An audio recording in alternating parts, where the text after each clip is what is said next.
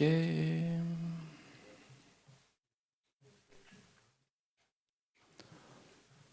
Okay, thank you. So by unanimity of vote cast, Marco will be chairing the meeting. I will now hand over the microphone to him and closing the voting thread.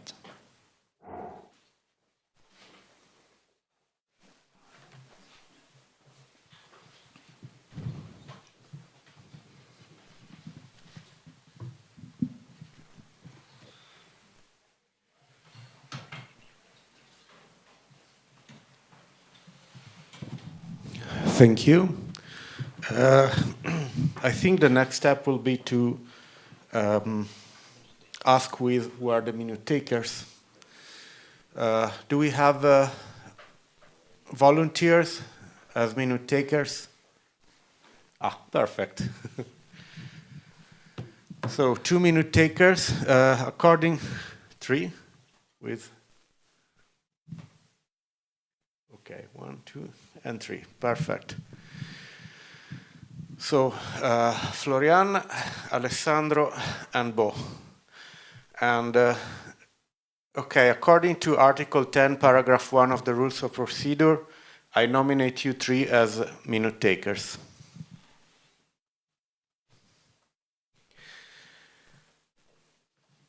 Okay. Do we have some helper for vote counters, or we manage without that? I guess that we manage without that. Perfect. Okay, then let me bring up the agenda.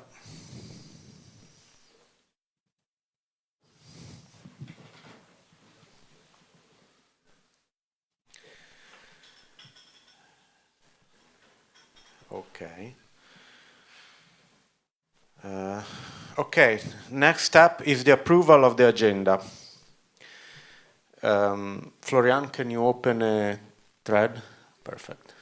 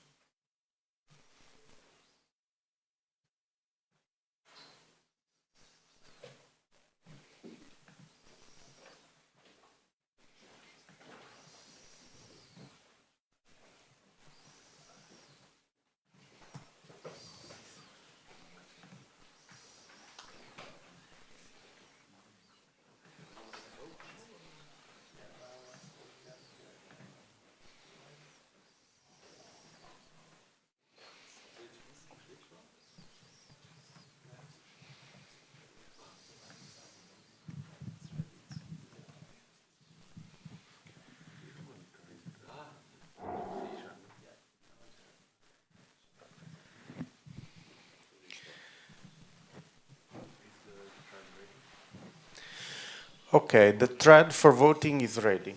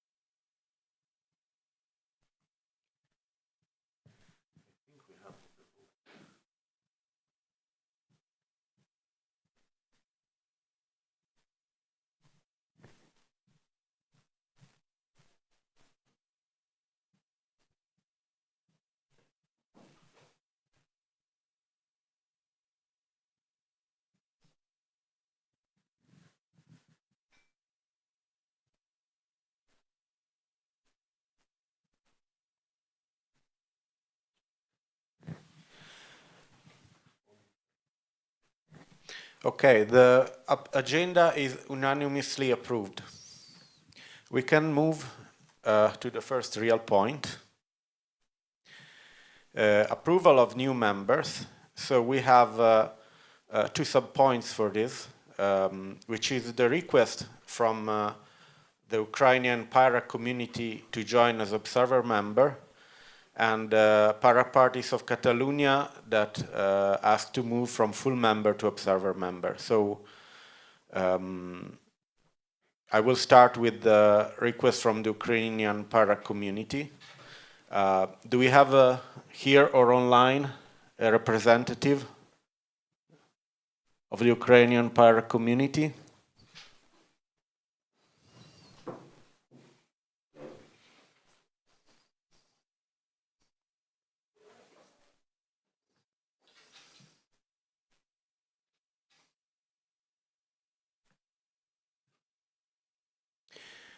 It seems that we don't.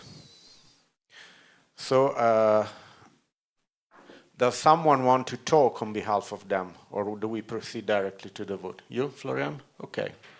Then the floor is yours. Thank you. So it is with great pleasure that the Ukrainians reach out to rejoin the movement. On their behalf, I could maybe say that the situation in Ukraine is evidently particular and specific because they are currently at war with Russia, defending themselves from the aggression. So in our procedures, we admit new members provided they are parties and politically active, unless specific or extraordinary conditions are met, which is precisely the case here, given of the ongoing war and the current situation.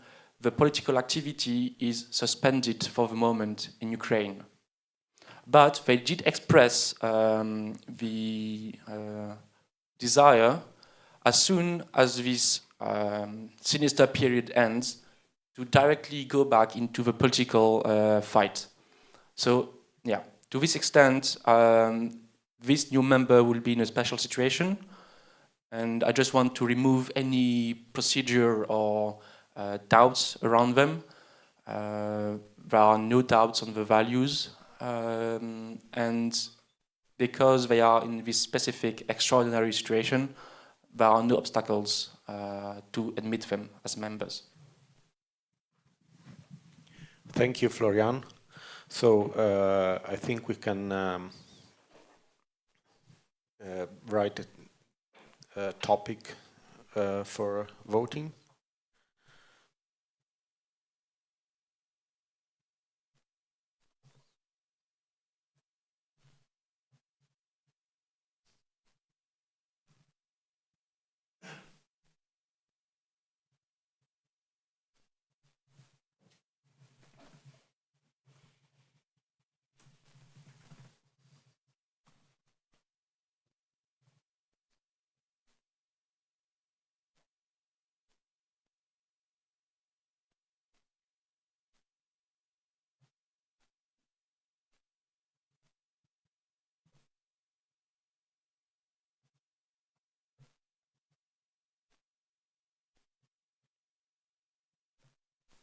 I see that the thread is ready.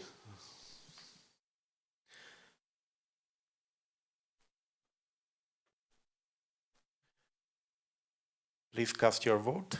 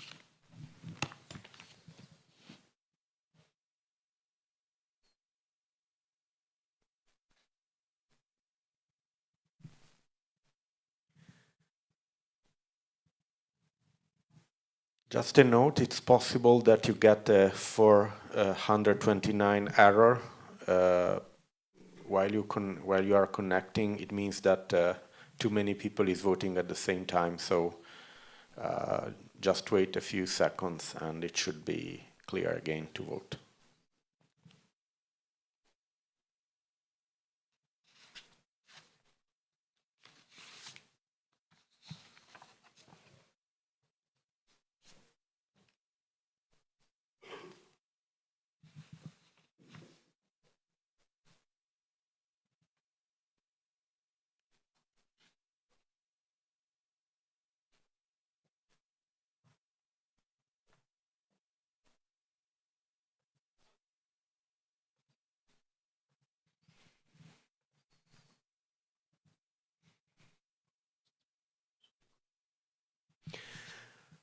Perfect. Then, so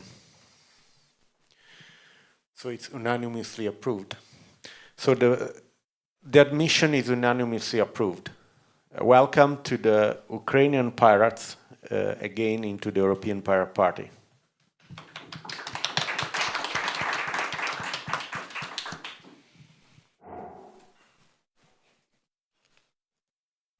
So I think we can move to the next topic, although according to the statutes we need to give a reason for acceptance or rejection, but I think it's self-evident that the reason is that they are pirates.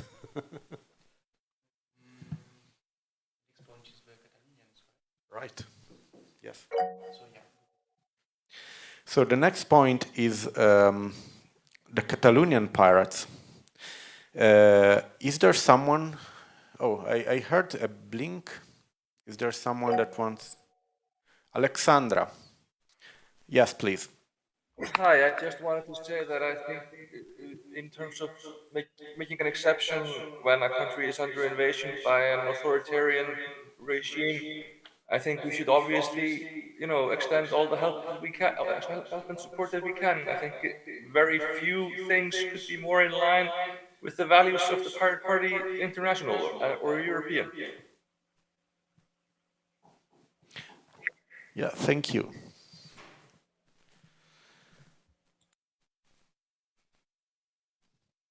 Okay, then. So, is there some Catalonian pirate that want to talk? Exile, yes. Yes, hello. Pirate, I hope you can hear me.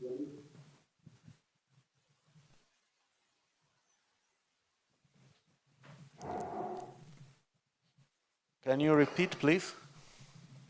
Hello, European pirates, can you hear me? Yes. Great. So, well, the request is to step down to observer member, as at the moment we are struggling to fulfill our requirements as an active party, as mentioned in the European pirate status. And we are okay with having a speaking right, but we don't need to vote. So we with observer member. Any request for that? Thank you very much. Do we have a thread ready for voting?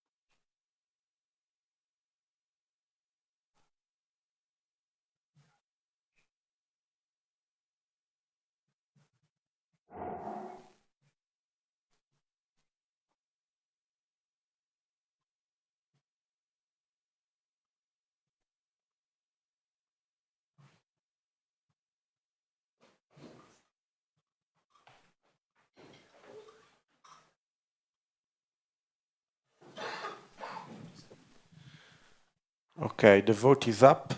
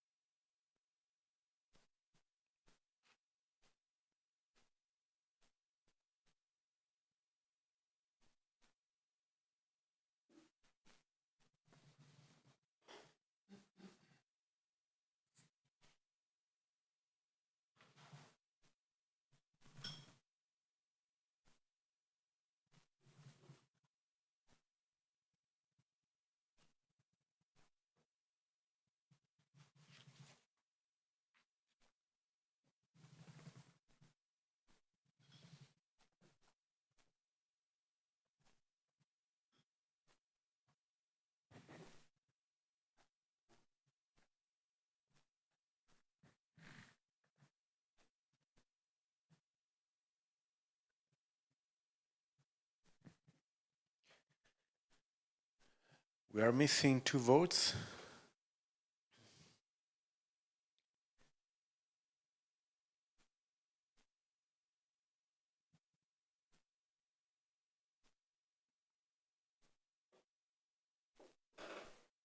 Catalonia, you have the right to vote on this topic. Yes. The last vote. Yeah, for now.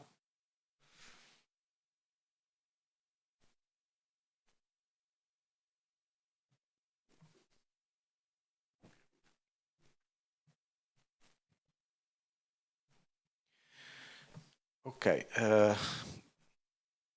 Yes, the vote is unanimous and it's yes. So the request is granted by the Council.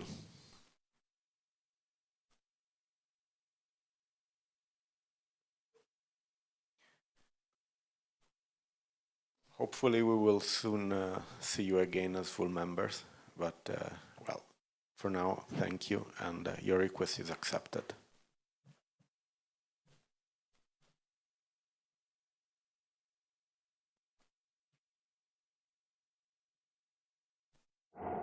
Okay, we move to the next topic.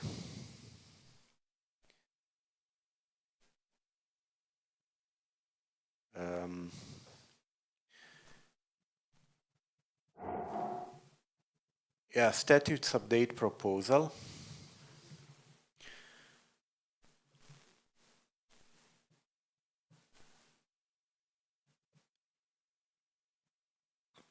Okay, Um, do you want to talk about this issue? Or because let's say that I also would have to say something, removing the chair hat and putting on the lay auditor hat. Yeah, no problem. Let's do it like this. So this proposal was pushed back to this council meeting because in the previous meeting we did not have the quorum. I can already say now that it is reached. With the Catalonians stepping down as observer member, we now have 16 members and 12 of them are present, which means that the 2/3 quorum of 11 is reached. The issue itself now, it's mainly about updating our statutes to be in line and these guidelines correctly telling us how to operate in light of the new, well, not that new now, but the 2023 Luxembourgish law, which changes how associations function. So the main objective is this. Some part of it are also clarifications of a few phrases of our current statutes for better clarity. Everything in the amendments proposed and submitted inside the document you have at your disposition was carefully signaled. So every change was documented and justified for your examination. And I would like to take this occasion as well to thank Numero 6, who helped greatly to draft these amendments. Now, Marco, if you'd like to say a word as a lay auditor, if I understood well.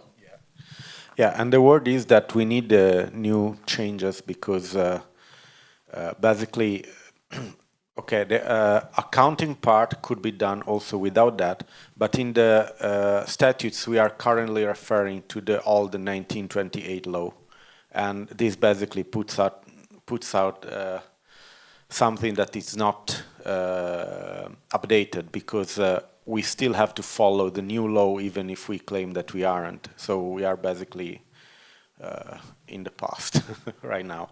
So we absolutely need to have the statutes updated on that. Okay, going back to chair. So is the... I have one. Okay. So yeah, if I may, of course you are allowed to field questions. One point about this vote, because the proposal will be slightly tweaked, so only for the sake of clarity, we will be voting on a series of amendments to the statutes, and then in practice, what will happen, which will also be detailed in the proposal, so everything will be clear, is that the board will coordinate a new version of the statutes, basically implementing these amendments, and then have them translated into French to be properly submitted to the authorities. Yeah, I just wanted to make the precisions for everything to be clear, and this will be written down in the proposal as well. So yeah, nothing will be too blurry, hopefully. Yeah. Okay, so while you are preparing the thread, is there anyone who wants to talk? Questions, objections, anything?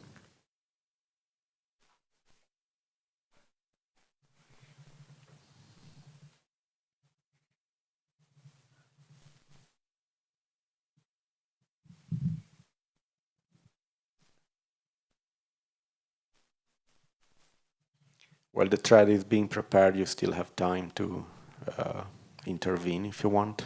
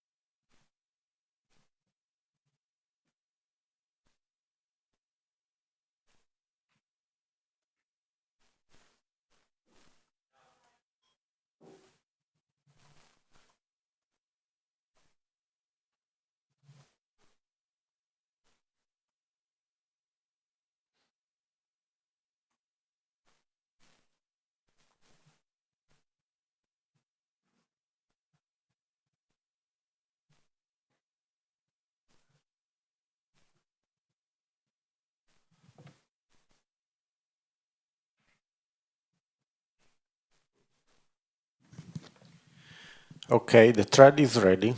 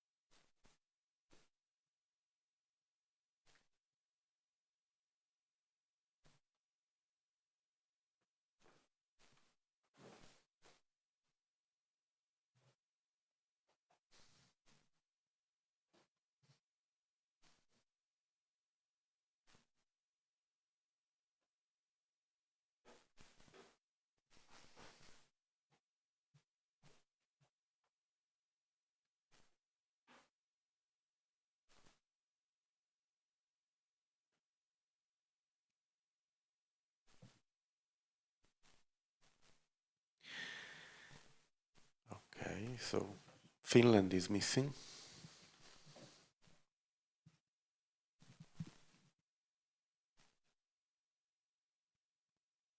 Maya?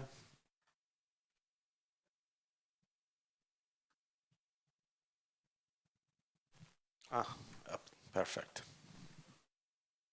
Abstain.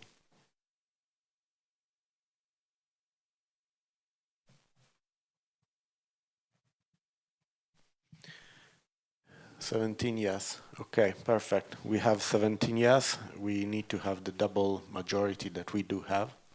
So the statutes amendment is passed. We are legal again. Exactly.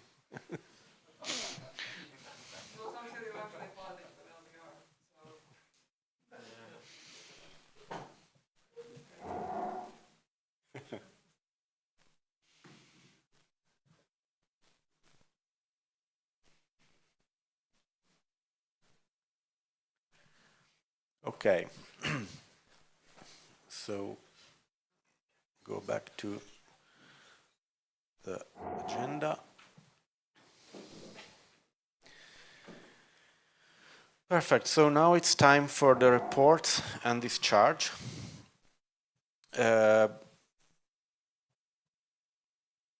board activity report. Does someone want to talk on behalf of the board? I guess. Florian? Okay. Yeah. Okay, so on behalf of the board, the activity report centers mostly around the secretariat.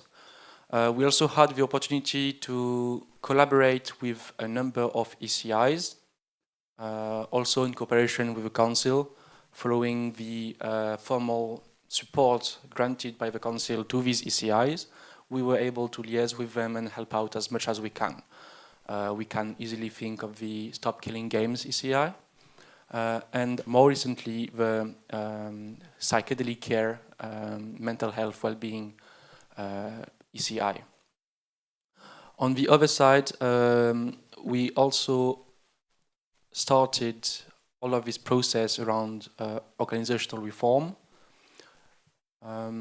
If I can maybe step a bit away from the past and look into the future, the statute changes which were fielded just before are only the first step towards enhancing the workflow of the organization, basically. And yeah, so the board activity centers around secretariat, initiative support, communication, mainly through the web page, the expansion of our capacity, and representation, either through meetings with partners. Myself or MAB mainly were involved with these because of our ideal location in Brussels, where we can meet a lot of NGOs. Yeah. If you have any question about the report, don't hesitate to shoot. And now back to Marco. Does anyone have questions?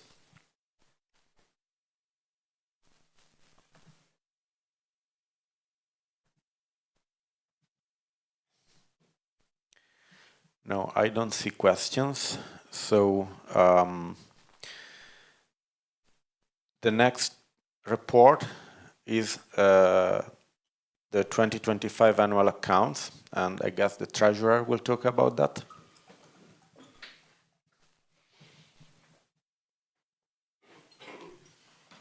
Sit at the right of the father. Come. At the dexteram patris.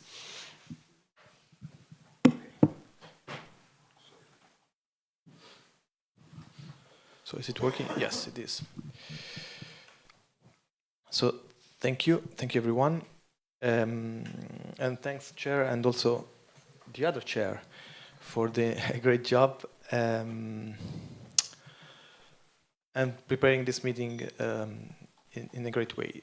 As you can see, we have a thread, a discourse thread. Let me repost it.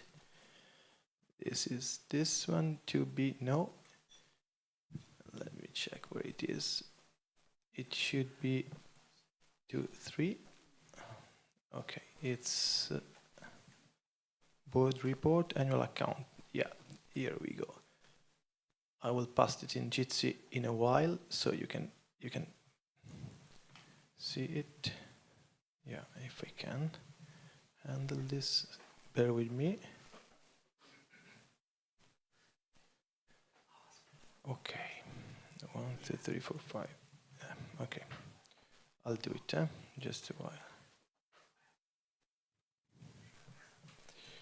It's 2025 annual account. Here we go.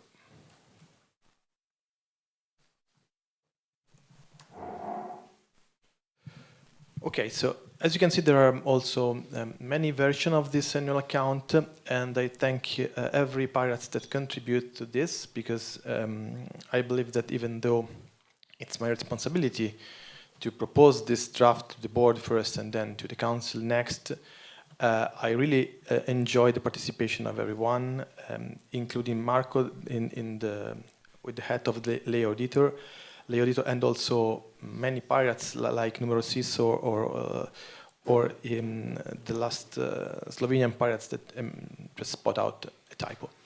So basically we are now looking at the last version of this report. It is down to the thread if you scroll down. And as you can see here, basically we met all the expectations that were not so high for the last year in terms of variable and fixed income. So basically what we have done so far is collecting most of the membership fees and also collecting past fees, as you can see, late fees in the first chapter. And we also have donations. We have the long last 600 euro donation from one of our tech provider, and also a little donation for covering last minute expensive in the transition between the last provider, tech provider, and new one, thanks to our tech lead. This is because actually we had a problem with our bank account, our transparent FIO bank account that we are using so far. So basically they're requesting a lot of new information that we are still not the chance to provide it yet due to the LBR registration in Luxembourg. Even though actually me, but especially Florian, got really mad to fulfill these obligations. But we will do absolutely better this year, also thanks to the SecGen. Because SecGen is really helpful, and I thank MAB and all the team leaders that are really, really helping the board for ordinary and extraordinary things. Regarding basically the expenses, we cover almost everything within the budget line, and there, as you can see, the result. This is the result of for January the 21st. So basically, as it happens every year, we never spend all the money. Basically because we are always collecting the money only from membership fees. And if you remember the oldest, I mean, if you remember in the early 20s, we changed the fees from 300 euro to 50 euro per single vote per member per year, in order to enforce participation. So also small organizations, small pirates everywhere in Europe can actually put a chip on the table and be recognized as European pirates, ordinary member. Of course, this cannot be a sustainable way of income because it's like 50 euro, it's mostly nothing. And that's why probably all our budgets in the past were very conservative. Because, you know, if you see the budgets towards all in the past, all the past budgets, you see that basically we're not spending almost anything. We have this 13,000 euro basically stuck there, right? Now it's the chance to change this attitude and to make the money work for the organization and not stay there. So that's basically my will, but we will talk later on for the budget 2026. So, Chair, I think that I'm mostly done, but I'm keen to, if you have any, or remote people have some questions, I'm totally here for you. Thanks. Yeah, maybe we will wait some. If I may? Yeah. Sorry. What do you think we should spend it on? Pardon? What do you think we should spend the money on? That's a good question. Can I answer later on in the budget 2026? Thanks. Okay. Are there other questions regarding the 2025 accounts?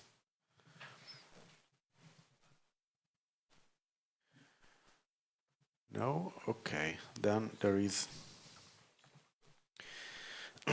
Code of Conduct Council report. If we have the discharge first.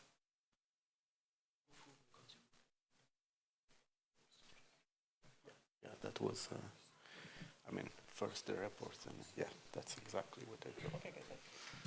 So yeah, in case you're wondering, we will vote about the accounts with the discharge, which is basically, so after all the reports are being laid out. So the next, yeah, as I say, the Code of Conduct Council report, but I don't see any report, and I don't know if anyone from the Council, Code of Conduct Council is available. It seems no. So we can go. So now I remove again the chair cap, put on the lay auditor cap.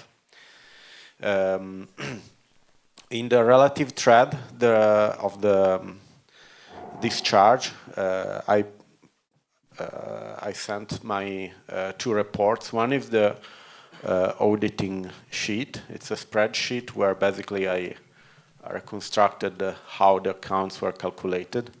I don't have many remarks on that, except that I put the waivers as question mark, but then I received the waivers, so thanks. So the documentation is complete.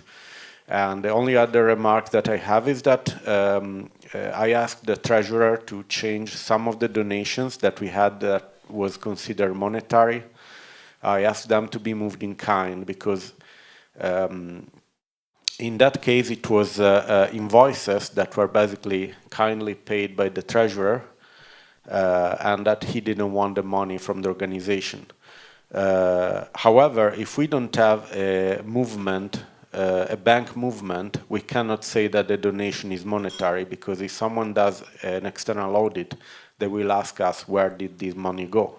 So it must be classified as in kind, and we need to have a waiver, because even if someone pays a debt for us, unless there is a waiver, the debt is still on us.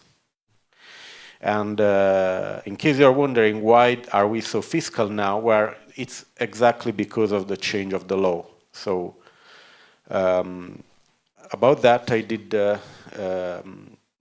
small report. So the first suggestion that I had was already resolved, which is to approve the status changes.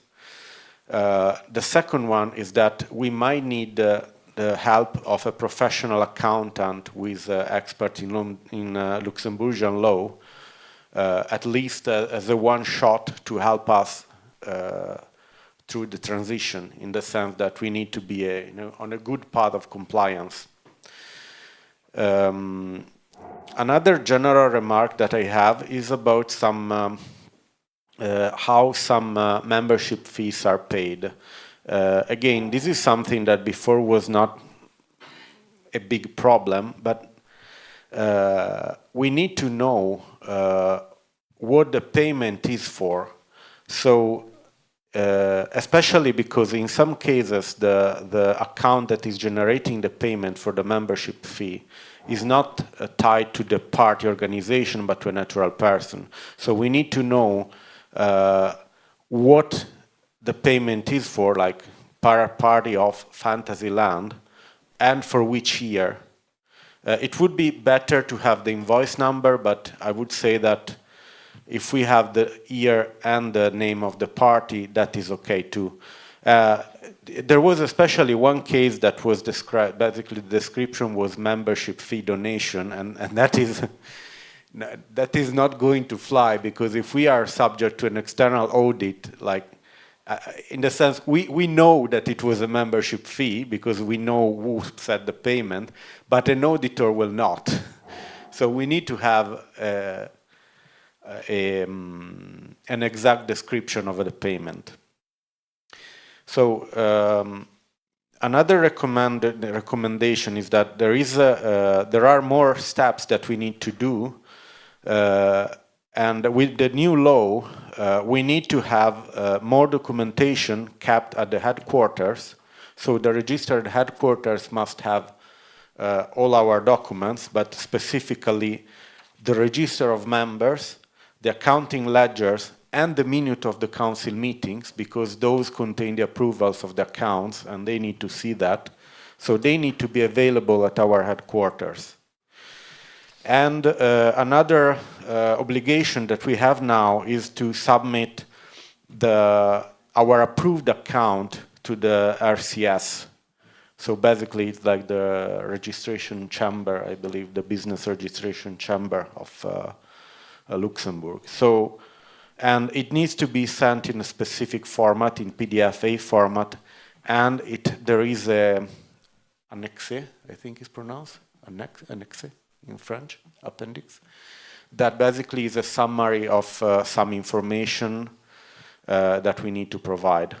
You can find the reports linked in the thread, but that was all. So now I put back the chair hat, and we need to vote on the discharge of the board, or if there are questions.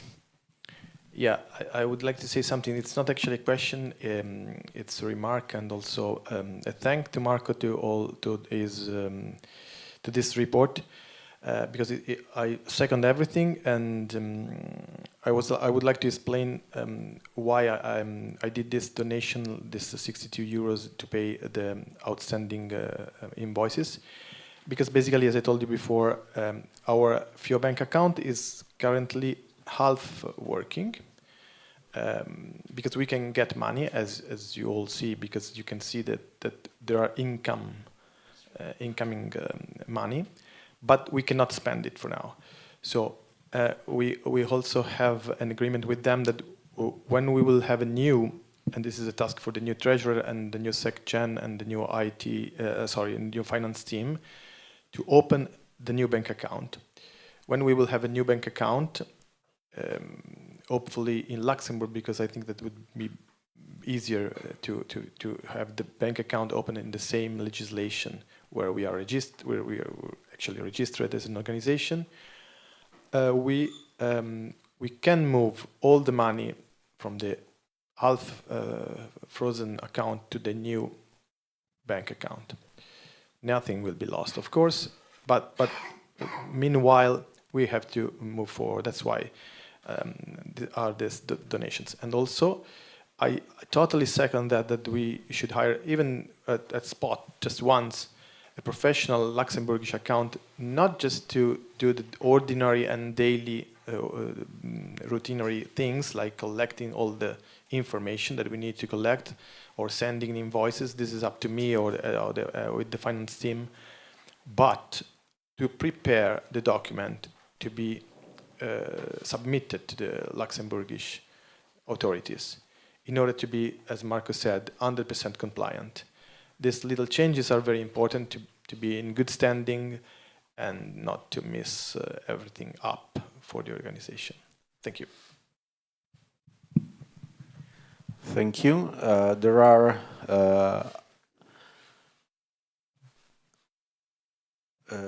other questions? A read-only link to the minutes. I will make it easier. Okay, there is a request to have a read-only link to the minutes.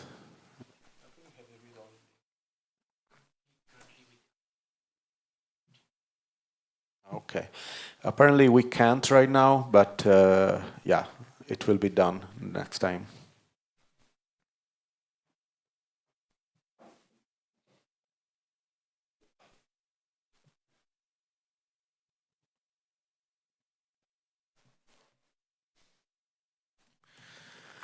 So we proceed to vote for the accounts right now. Thanks to Florian, who reminded me that we need to do two specific different voting for them.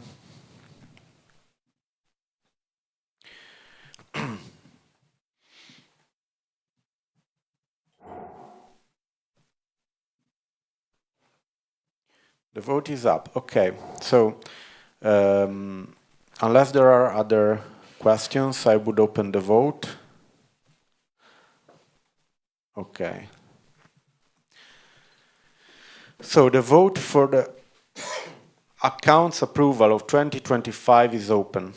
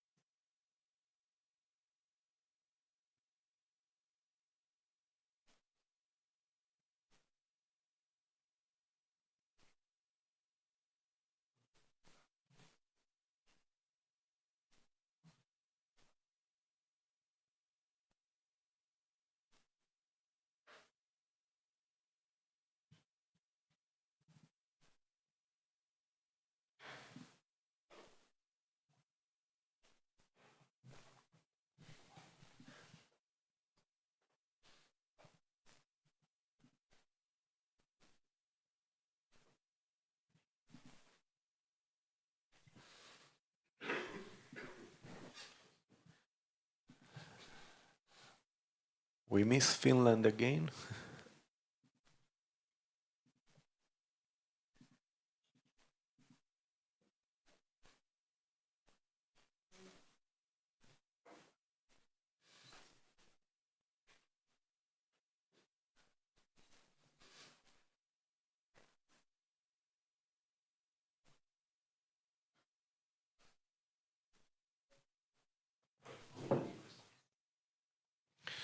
Okay.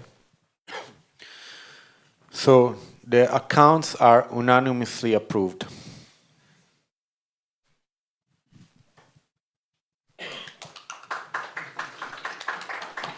Okay. So we can proceed on the vote on the discharge now.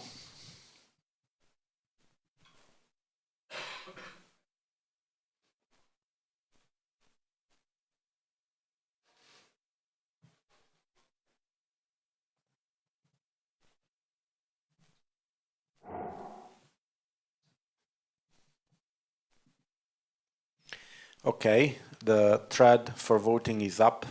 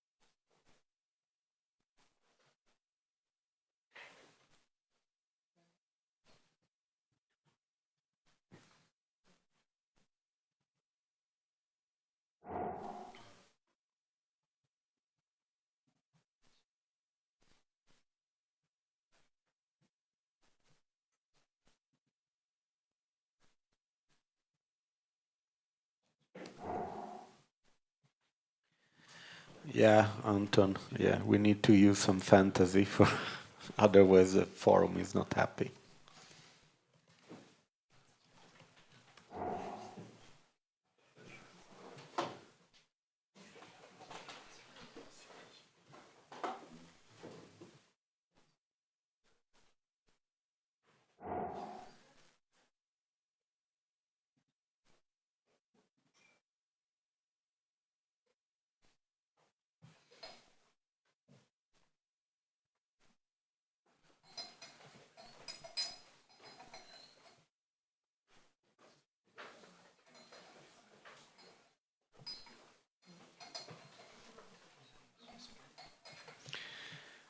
Okay. Again, we have the board is unanimously discharged. Congratulations. You did a good job. So now there is the 2026 budget and work plan. So who wants to talk about the 2026 work plan? Florian or someone else? Okay, Florian, you have the floor. Hello again, everyone. So, now that we have done what happened in 2025 in the past, let's dive into 2026. And before we talk about the money, but tied to it, there is the work plan. So the work plan, we are trying to formalize a bit how do we do it, also because we are aiming to integrate the secretariat in it to a more and more, how can I say, coordinated way of functioning. So you have two separate sections, the board section, which outlines what the board would prioritize next mandate, and then what the secretariat will currently focus on for the upcoming year. So in a very summarized way, the proposed way forward will be to consolidate the secretariat work and growth to support our capacity, and then the board will focus a bit more inwards to try and bring up our organization priorities, which political fights do we want to take, and then it will be the board and the organization task at large to make sure we bring the fight to reality. If you have any question, don't hesitate to raise your hand. But yeah, hopefully, and that's very much the direction I would take if I am elected chairperson again, is to be more linked with our members and support as much as possible our wonderful volunteers to make everything we want happen.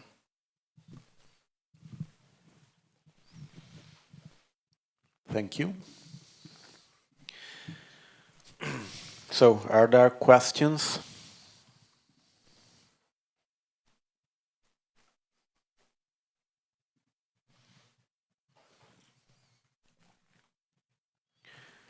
No, it doesn't seem like there are questions.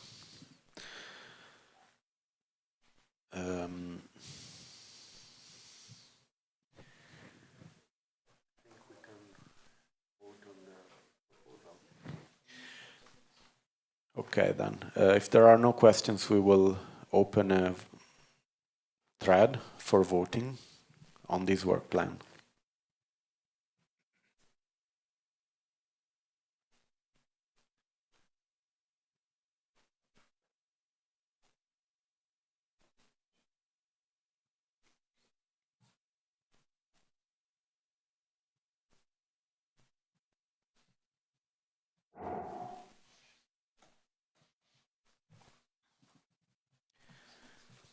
Perfect. The thread is open,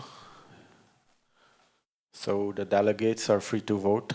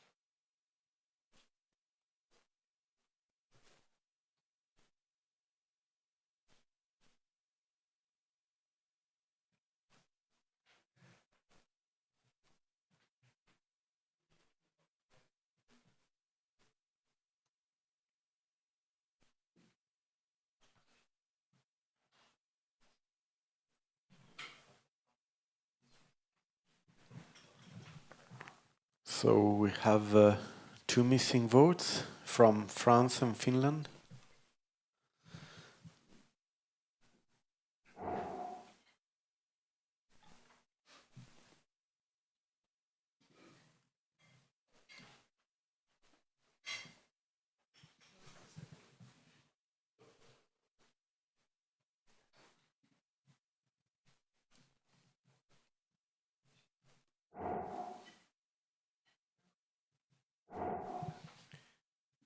Okay.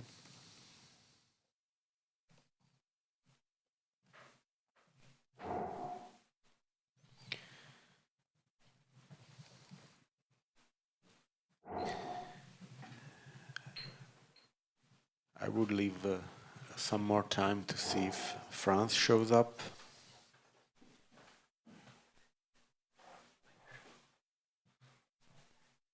Okay. Then the vote is closed and it's unanimously approved. So we have a work plan.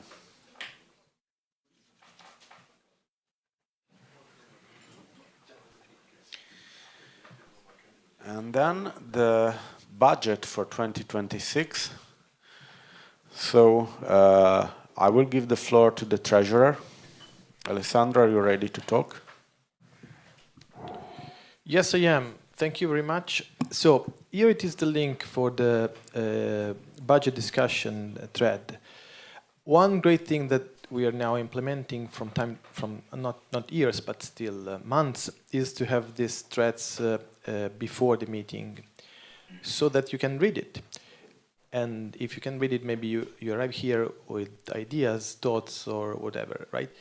I encourage you to do it and to ask questions, because this is probably one of the most, I know that we can do it offline in a synchronous mode every single day, every single minute of our life, but still it's like a ceremony. So we are all here, all together, let's discuss, it's important. First and foremost, I would like to thank the SecGen and the finance team, because this budget basically comes from them, even though I have to say that it's a completely different proposal from the previous one, as you can see. And the most funny thing is that this was the year that I would like to change as well the budget in this way. How? Not just in the previous mode where we have income, variable income, fixed income, and then split all the items, and then expenses, variable, blah blah blah. But for teams, because every team has a need. Financial team, the outreach team, IT team, and they have their needs because they have goals basically. So they think first goals, then they prepare a budget accordingly. And for the very first time, I think that this is a great occasion to spend money. And to answer the question, I can't remember your name. Paul's question, how you would like to spend the money, right? If you see the budget there, you will see that there is a great improvement, and the majority of the money goes to the outreach team, and that was exactly where I would like to spend the money. Sorry for that. I mean, this is. I mean, you have to rotate this PDF a couple of times, so I will. Maybe 3 times, because I go counterclockwise. So if you see here, I mean, apart from the standard expenses or the emergency reserves or whatever, registration or product expenses, the most relevant budget is for events.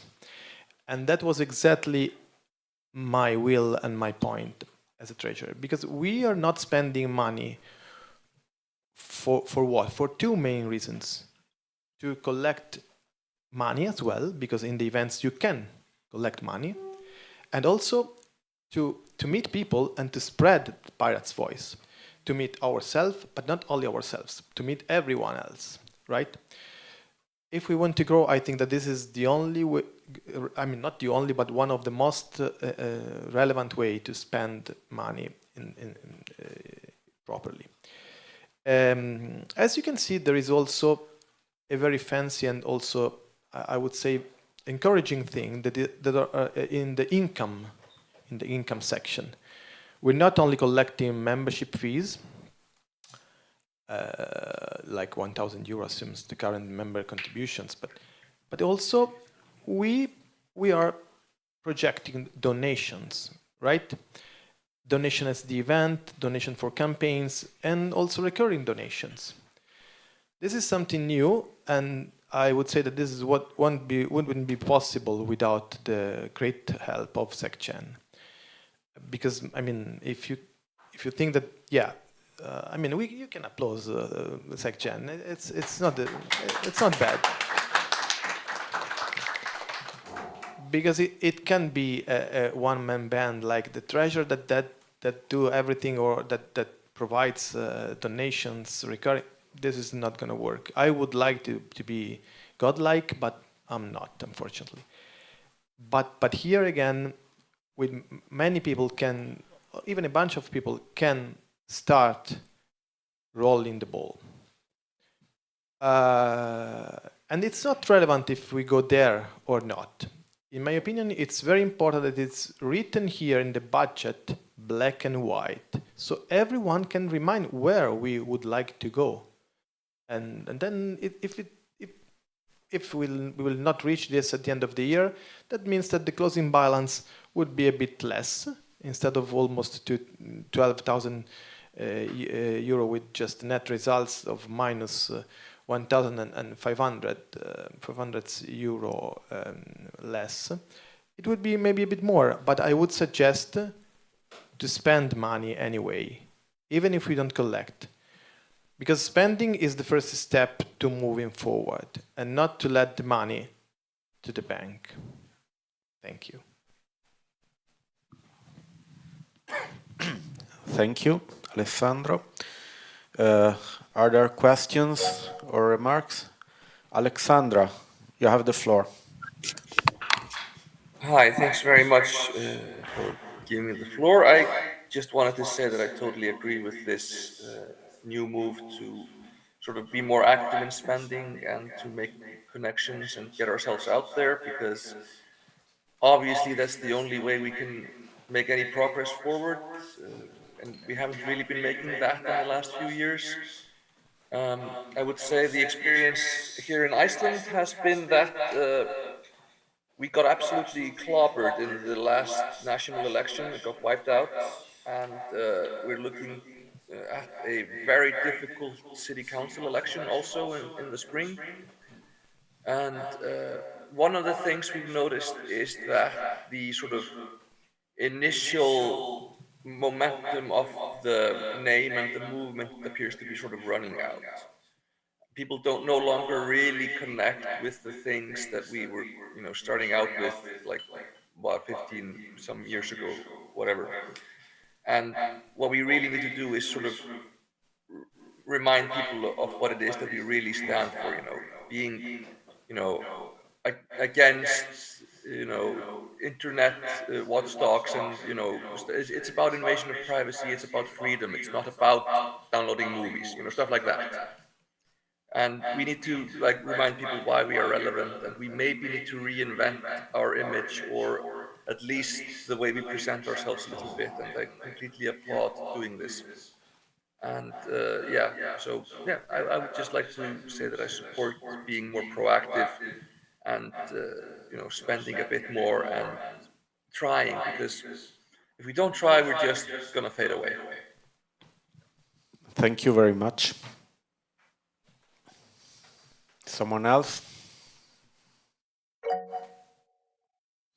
Raman? Yes, hi everyone. I don't know if you can hear me properly. Yes. I just wanted to agree with Alessandra that I think it's an important point, and on behalf of the Czech Pirate Party, we're also, of course, like the biggest pirate party in the world right now, also the most successful in regards to the recent parliamentary elections. given that I had a meeting with our party leadership earlier this week actually about this topic, and in the general broad spectrum of the Czech Pirate Party leadership, the leadership of our party is not really completely convinced that our membership, by that I mean the membership of the Czech Pirate Party in the international pirate organizations, is very beneficial, and then they get a lot of benefit out of it. And even our party chairman actually conveyed a little bit of skepticism in regards to our membership here, if it makes sense in the long term to make this investment. And in general, he is, of course, for it, as long as there is also some benefit that everybody or every pirate party can get from this membership. So I completely agree that I think it is important to sort of try to make a bigger voice for ourselves, to also show our worth and our usefulness to the rest of the world and to the other pirate parties. Because for me, I see a massive potential for cooperation, but of course this has to be expanded on, and there has to be an effort and initiative for it to happen. Thank you. Is there anyone else who want to speak?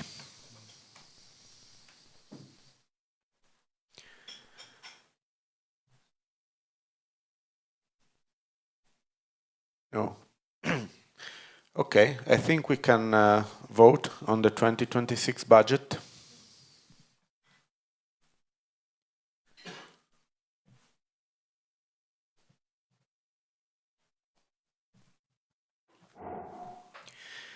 The thread is ready. Please cast your vote.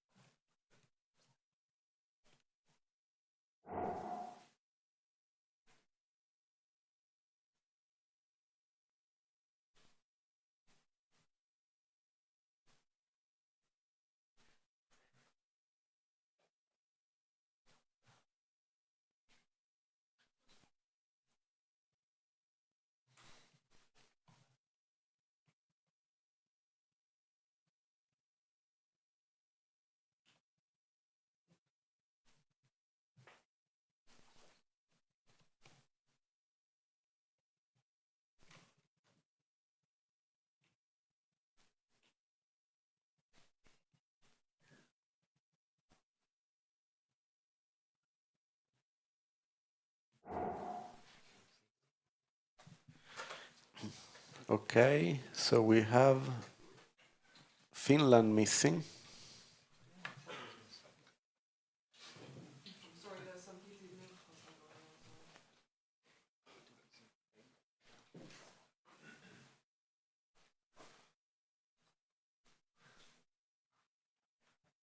Okay.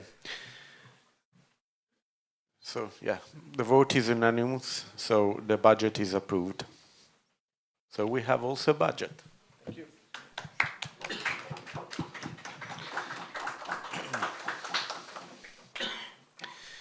So now the next point is elections. We have still half an hour, so I think that we can clear a couple of one or two elections at least. So we first elect the chair, and for that I go to check who the candidates are.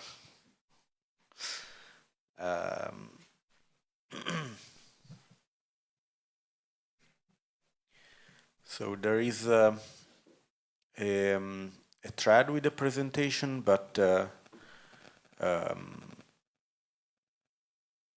right now we have we have only one candidate as chairperson, with the current chairperson, Florian.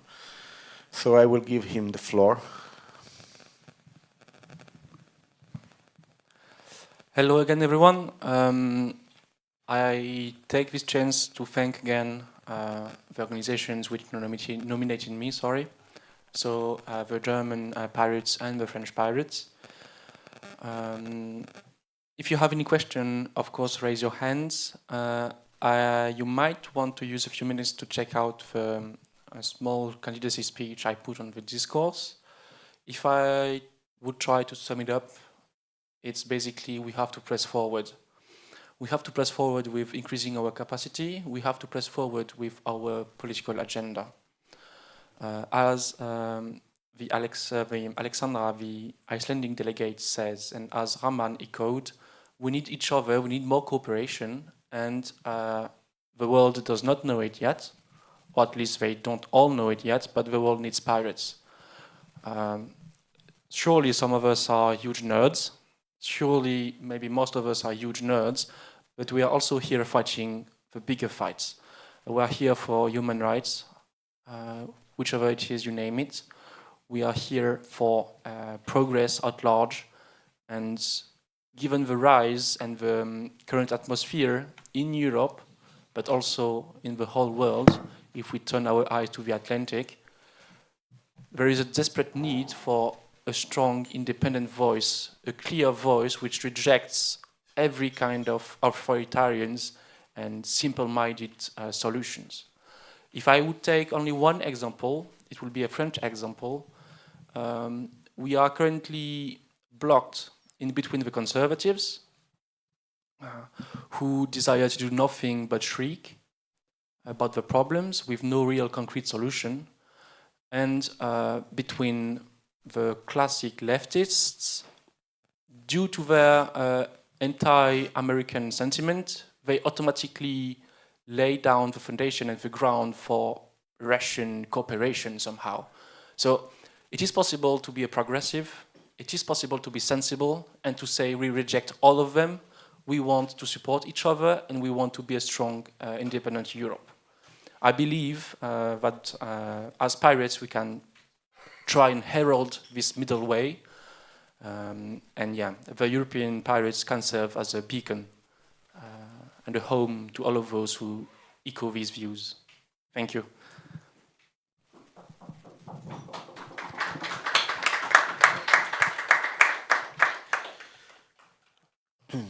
Okay. Are there questions for Florian?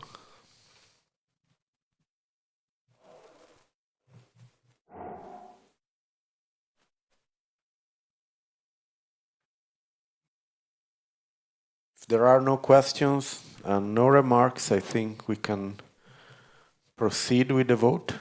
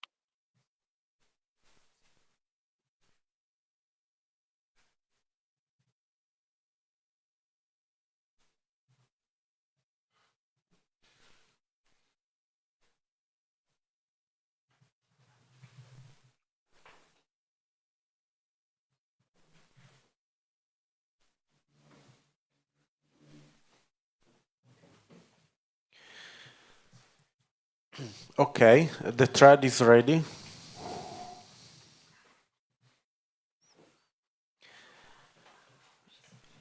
And the vote is open.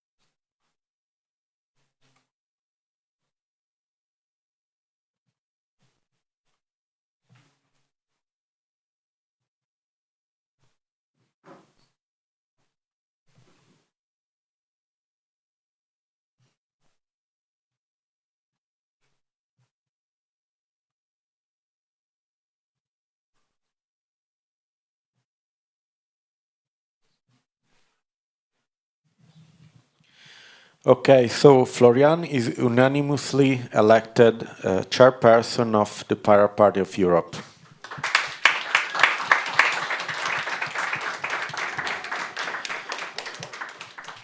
You want to say something? Once again, thank you very much for your trust. And as I said, let's make sure that the European pirates can be a beacon of hope in the darkness which is coming. Perfect, thank you. So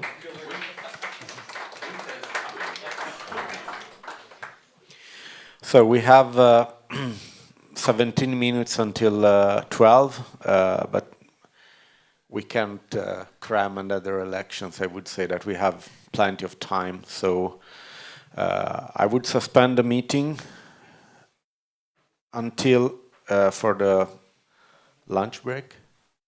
What? So you have an event? Exactly. We have the event at 12, and then we go back.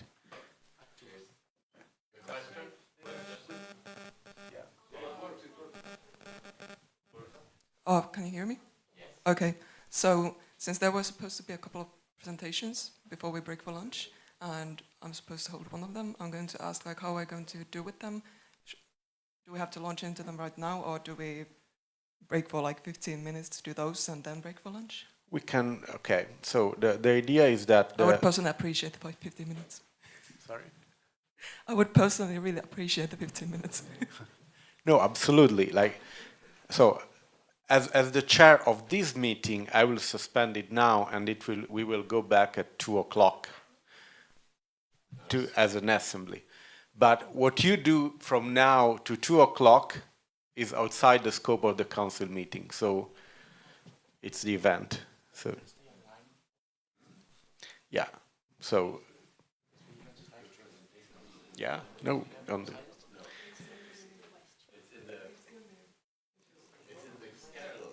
So yeah. It's in so the if people schedule, but have- it's outside of the council. Okay. maybe wrap up, maybe close the meeting. We can. Yeah. So let's say like this. This event will not go in the council meeting minutes. So I have to formally suspend the council meeting until we go again. So that's it. It's a formality. It's, if you want, a ritual of democracy. Okay, then we can, we can proceed. So we can also take this time to relax until, yeah.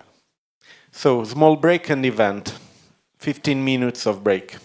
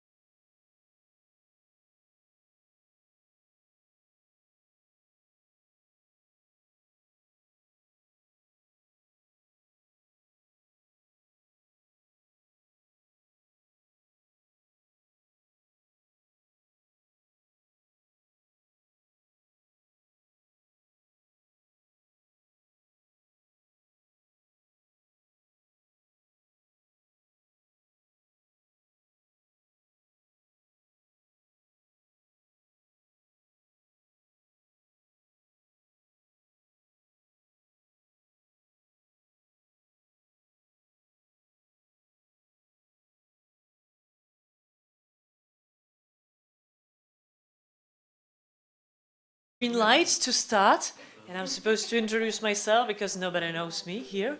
Hi, I'm Marketa, but I see everybody, maybe almost everybody who was here yesterday is here today also. So I was asked to make just a quick segment for 15 minutes, tops. I might also open some floor to questions about how to win elections. Oh, if there was an easier question for me, but I will still try. Because I was invited, maybe even here, maybe to other places, in PPEU meetings, into 2017, when Czech Pirates had their first huge success and got into the parliament, and everybody, of course, asked us, how did you do it? You know, and I do remember vividly then in that time, I said, nobody knows that we exist, and nobody knows what we stand for. So what we truly need is polls, so that we know these types of details. And then after, guys, you're really loud. Thank you. You can go outside if you want to finish it. Yeah. Nobody knows what we stand for. And at that time, for Czech Pirates especially, what helped us was making polls. And first of all, as I already said, we learned that nobody really knows that pirates exist, which was very valuable, because in 2017, we as Czech Pirates already existed for 8 years. You know, we sort of thought, well, everybody has to know we exist, right? No, not the case at all. And secondly, we thought, oh, everybody knows it's, you know, the legalization, the copyright, the free internet, the privacy and everything. Nah, nobody had any idea what we stand for. And so we started to build brick by brick awareness, so to say. And so that was my advice in 2017. Now, almost 10 years later, I am being asked the same question, and I would say my answer still stands, but it's even worse. People now think that they know what we stand for. And that's much worse because usually they do have misconceptions. Because since then, a lot of our parties and overall the movement became much more relevant, which also means we finally got our first enemies. And the enemies are creating misconceptions, disinformation, and all kinds of bullshit about us, what we stand for, you know, are we, I don't know what are, like, things that you can say, that are mean for Slovenian pirates, but I guess you also get the old communist part, right, and everything. And of course other things, now with chat control, Yasmin said it yesterday, pedophiles, you know, etc., etc. So I think now it's even more difficult because you don't have to just tell people, hey, we are your friendly neighborhood pirates and we stand for this. But they oftentimes might already be a little bit hostile towards you or have misconceptions. And so you have to explain, hey, I'm pirate and I'm not here to take your child away or something, you know. And property, of course, that's important. So what to do with that? And I think we need to fill those gaps with narrative and vision. And of course, I will also talk about contextual situation for various pirate parties. I already hinted at it yesterday, that we do not all face the same political spectrum. We are not in the same countries, so we have different context. But overall, I feel like what in politics everywhere in Europe, and maybe even in the world, we lack is vision and is taking proactively the narrative. And I think it applies also to you or anybody listening. We are very reactive as progressive, as liberals, as whatnot, whatever bracket you want to put us into, it's reactive because the others are actually not doing that much work. They are just doing their PR. You know, we see it in the European Parliament all the time. We actually go to the meetings, we do the amendments, we have all these events, all these conferences, and we try to do something, and then we suddenly wake up and realize, oh, but this far-right politician has 10 times more followers on social media and is much more well-known, although he did nothing. But he did nothing because, you know, he did not have to do anything because his voters don't care, and he had time to do the PR. And I feel like we are then reacting quite logically because we have less time to what they produce. Again, I will just quickly quote Yasmin because he also mentioned it yesterday that here in Slovenia, pirates were trying to push for jet control, but then immediately the far right took it and it became sort of their topic. And again, it's reaction like, oh, it has been actually a pirate topic this whole time, you know? So I think we need to take this back and start with creating our own vision. If I ask, and you can think about it for the rest of my speech, if I ask today every one of you, what is your vision for Europe? How should Europe look like in 10, in 20, in 50 years? Would you have an answer? And if I asked you, you know, and of course there's not just Slovenian pirates, but they are in the room, so sorry, online people. If I asked you, what's your vision for Slovenia, you know, in 20 years, would you have an answer? And if yes, great, amazing. You don't need to do anything more. No, I'm kidding. You need to do actually a lot more. But if not, then think about it, because without that, we will always just react. It will always just be, oh, fascism is on the rise. I guess I have to join politics to stop the fascism. But what comes after the fascism? Is it just status quo? Is it just the same centrist something politics? Or is it a vision that you have? And I feel like we are lacking it. You know, and like, of course, there are different pirates, and maybe some of you are now offended, like, I'm not lacking it, I have a vision, and it's great. But as a movement, and as a political force, even as an ideology, I feel like we used to have this on the internet. We definitely had a vision, and we still have it, for free internet, how it should look like, how copyright should look like, how, you know, all the companies should behave, how we fight monopolies and oligopolies. But do we have it if we want to be established political party, if you want to get into parliament? Do we have this vision for the world around us, not just for online, but even the offline world? And if not, then we have to build it as a movement. And maybe there will be time to discuss this further in today's meetings or today's, points of agenda, I don't know. But if not, then it should be put on the agenda. And I actually discussed yesterday with someone here that we now also have certain resources. They are not great, you know, they are not super large, but they are not really, I think, being used. And I feel like there's already currently, if you feel like, oh, we don't have enough volunteers, we don't have enough people, you know, there's, like, we don't know what to do with the budget, for instance, of PPU, because we just lack the manpower. That's fine. There are already people being organized on the activist level.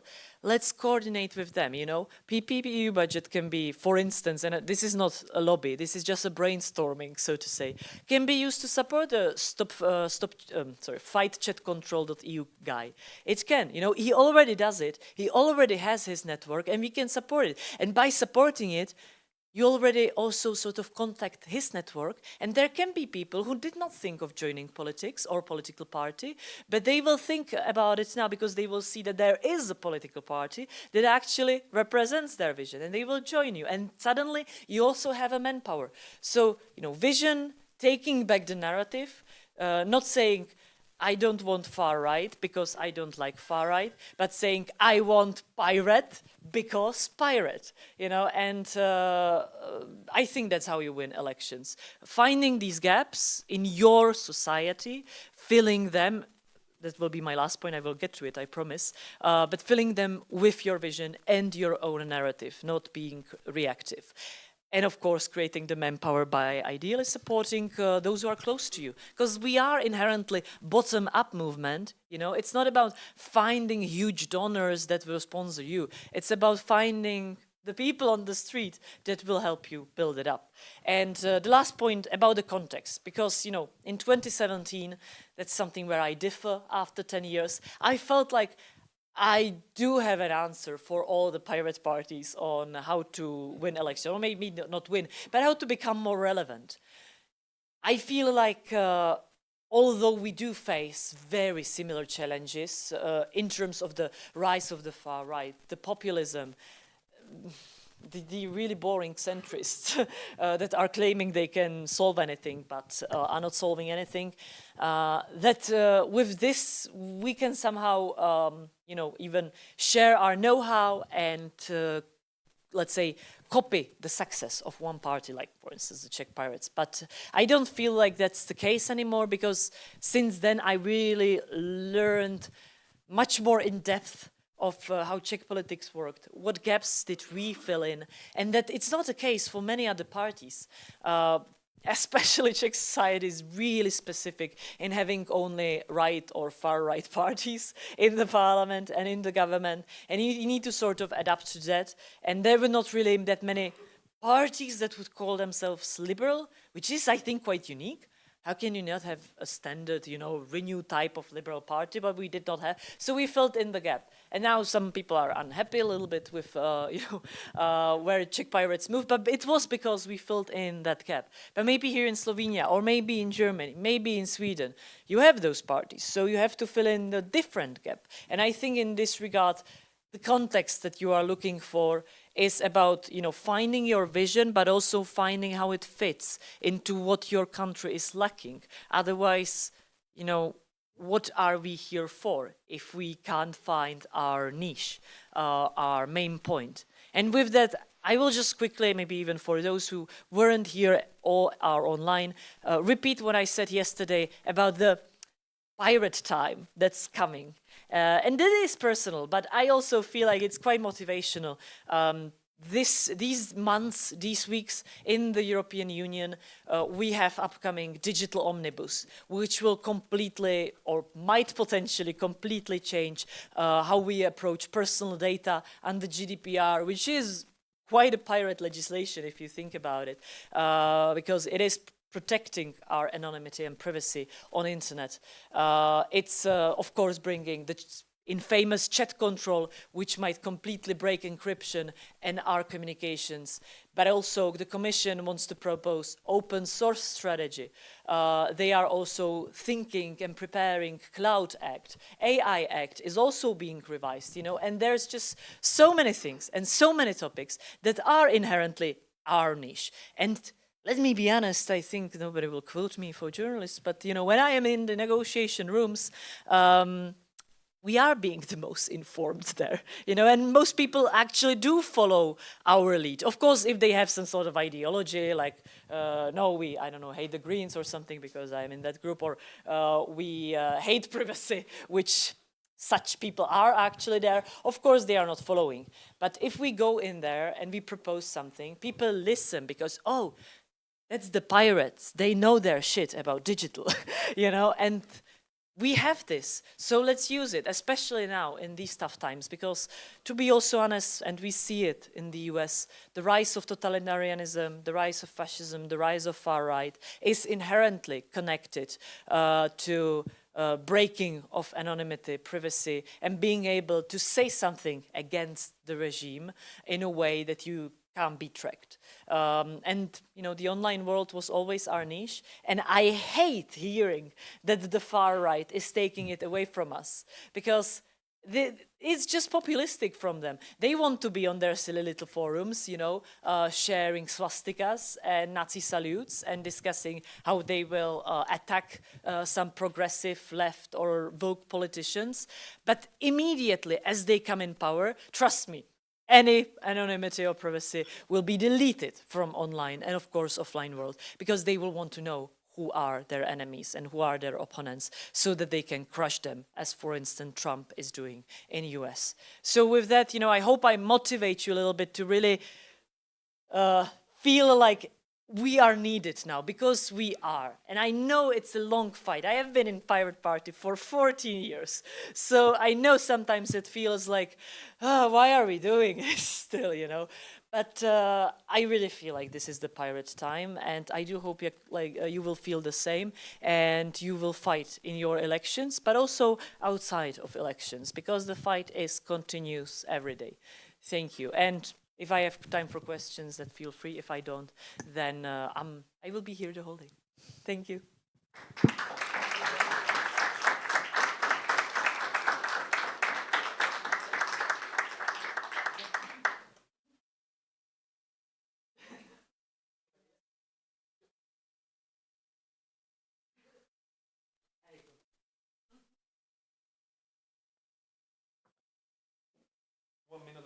time, and then we have Maya picking up next.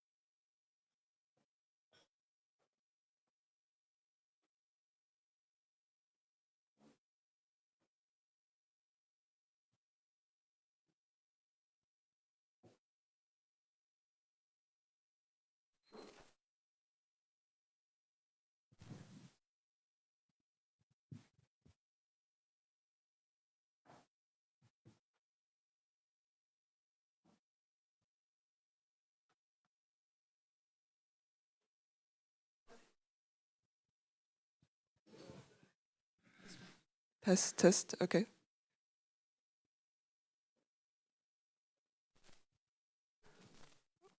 All right, there we go. So first of all, I guess I'll introduce myself. My name is Maya. I'm the current Secretary General of the Young Pirates of Europe. And I'm just going to tell you guys a bit about us and also about why you guys, everyone should be paying a bit more attention to having a youth active youth organization in their domestic pirate movement. All right, so this is just the Wikipedia stuff. So we're an umbrella organization. What's notable is that we're not strictly just for young pirate organizations, but also for other youth organizations that share similar values and focus topics. And while we don't currently have any non-pirate organizations, we have historically had some as members. And we were technically founded in 2013 for the first time. So if we count it that way, we're actually older than PPU, I believe. And yes, currently 7 member organizations, later probably MOs from 7 countries. So we have Luxembourg, we have Germany, we have the Czechs, we have Slovenia, Finland, Sweden, and Iceland currently. So what do we do? In true Secretary General fashion, I'm throwing some statutes at you. This is Article 2, which governs our goals. So you can see the very standard, maybe in some people's opinion, early pirate fare. So you have digital issues, transparency in government, participatory democracy, and civil rights. And then we have the international youth organization stuff. So we want to coordinate, we want to support exchange, we want to educate, capacity build, all that. And then, yeah, and there's another restatement of traditional core pirate issues like access to information education, copyright reform, protection of fundamental human rights.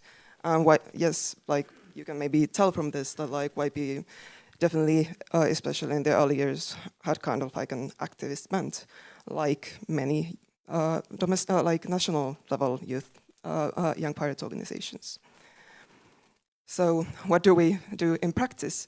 We do international events, and we've been applying recently and historically for different grants to enable more activity than we could self-fund. And I'm not going to read through all of that because time is limited, but I'm just going to maybe bring up the, ask you to pay a bit of attention to the grant stuff because resources are going to come up later.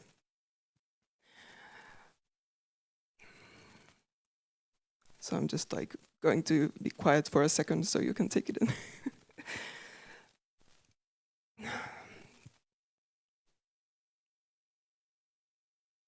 Actually, I'm going to drink while at it.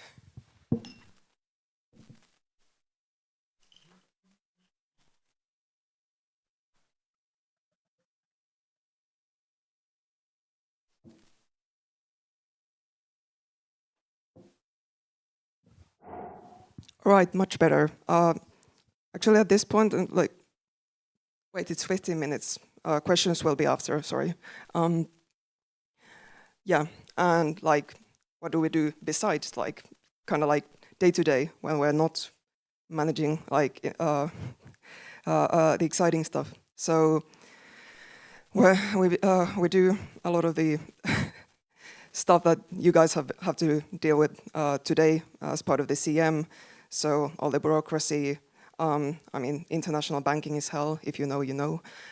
Then we work on MO relations, so we talk to them, establish, and like try to maintain contact sometimes, re-establish it, and we scout out for potential new members. And we've also recently tried to like set up a political working group to host dialogue and work towards an updated vision and possibly a political program. And while this is like this stated and like formal goal of the working group, it's also these are also, it turns out, great for community building. And like I think the like just as valuable product of something like this is like helping us understand where young pirates in specific all across Europe are at ideologically and politically these days, which maybe ties to some of the discussion we've had today, and even yesterday maybe about like the this like pirate moment that's happening in politics and like the need for reflection.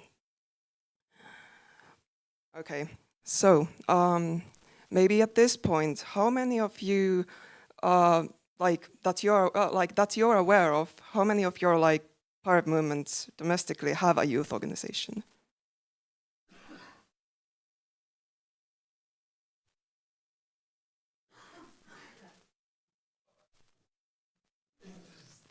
I mean, that's pretty good. I think I see some from like each country that with like relevant MO party ties.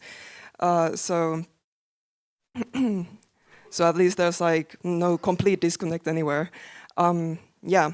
So I think I want to believe we all agree that youth should be involved in politics, and we want more young people in the pirate movement, even if the movement skews young by political movement standards in many countries.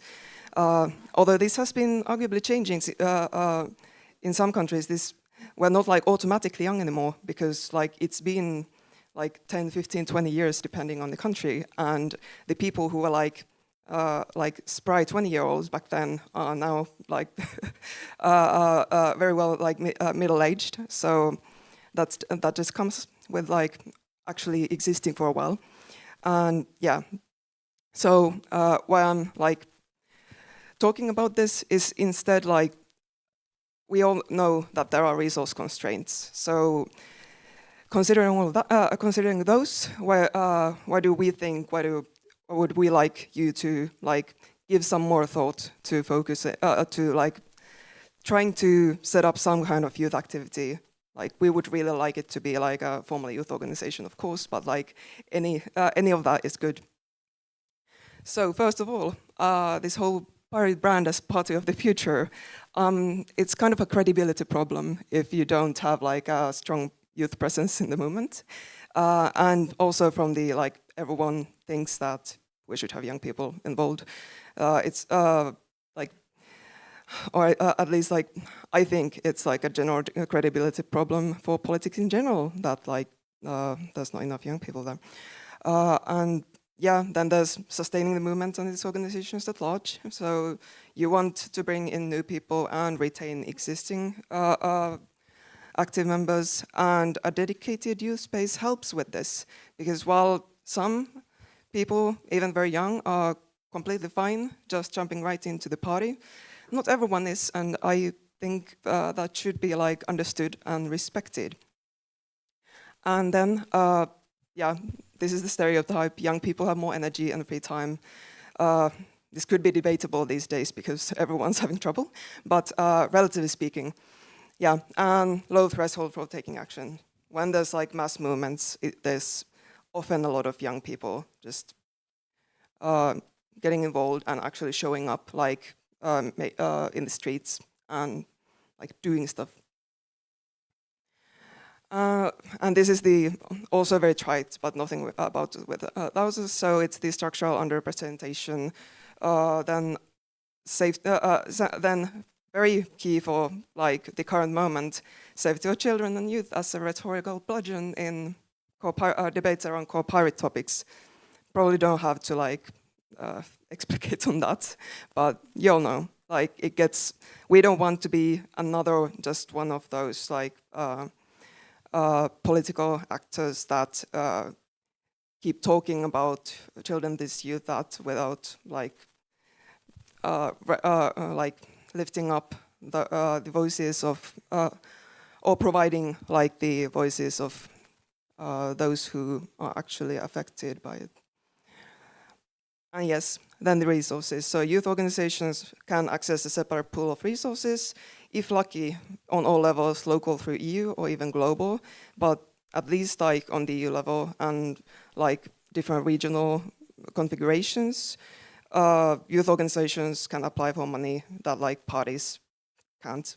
So that's like a very, very practical consideration, and like a very, it creates maybe like this, like, so what's like the return on putting all of this effort into setting, like dealing with bureaucracy and like getting people organized and so on. But often this also goes down to like domestic, even like city level. You just have like money available that wouldn't be otherwise.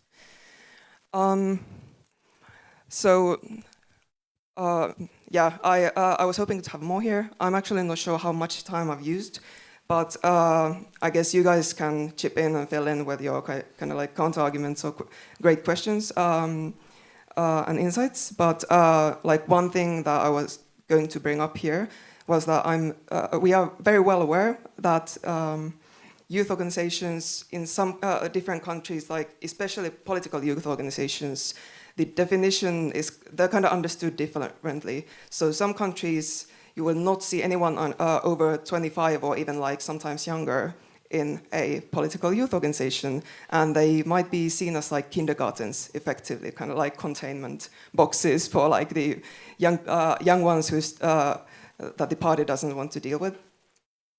But this isn't universal. Like for instance, in the Nordics, you can have either have no age limits or have like the formal age limits go up to like even 35, and then you often actually see like people, yeah, pushing 30 or beyond 30, right, like me,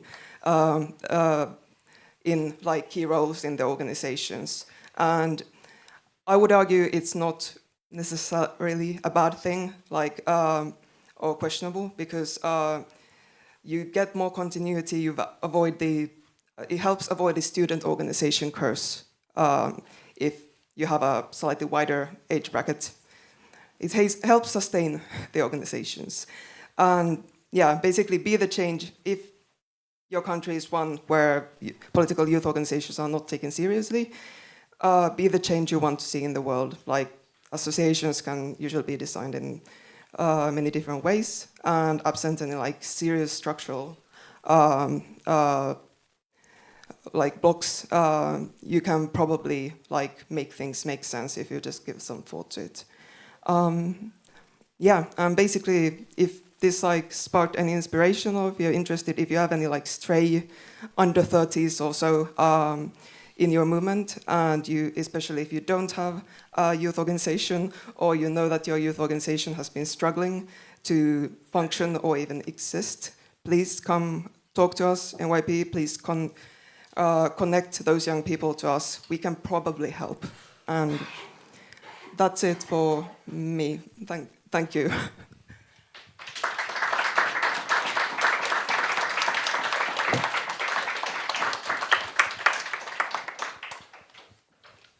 So I don't want to keep people from lunch if some people have like plans to like get away from here for a while. But like and I'm not sure how much time it took, so we can do questions if people have any, or discussion, or we can just break. Actually,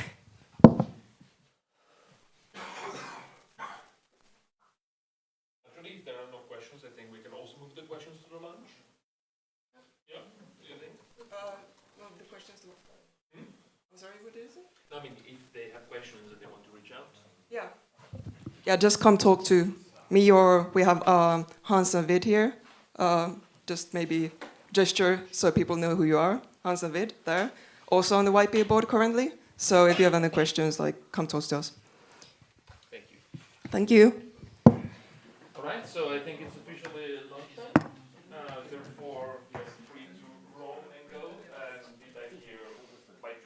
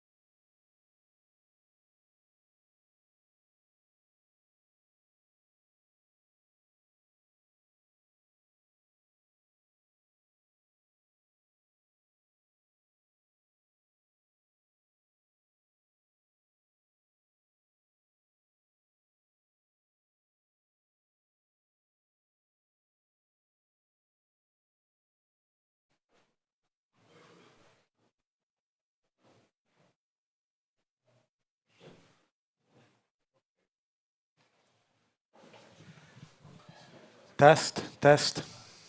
Perfect. Okay. So the council meeting is reopened.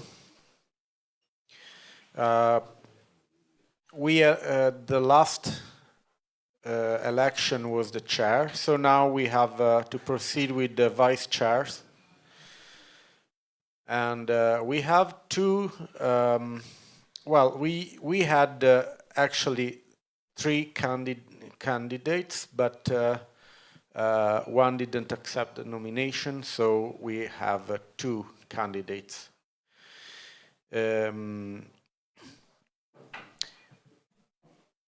Is Marietta in the meeting?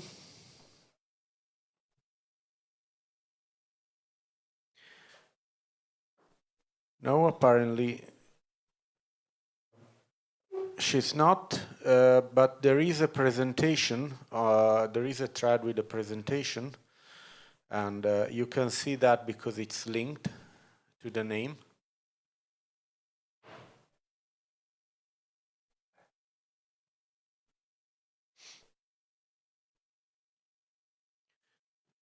So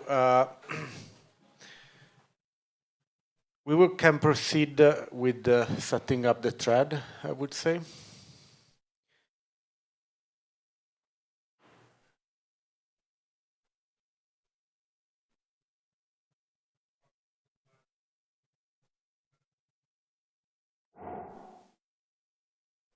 In the meantime, if Marietta is present.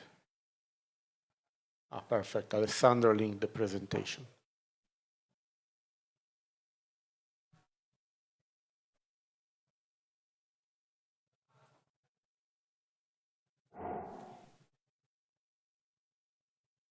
Ah, Marietta is present. Perfect. Then the floor is yours if you want to give a presentation.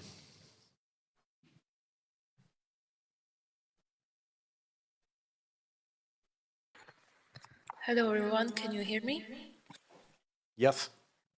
Yeah, I thought I'd give a short introduction. As you saw, I was formerly an MEP candidate of the Tuterdok party, which is an observer member. So that's how to know your community a bit better. Currently, I'm working as an advisor to the mayor of District 12 in Budapest, the mayor who is the mayor of the Tuterdok party. And I'm working on organizational development and citizen participation. So these are my main topics that I'm offering to contribute with as a board member.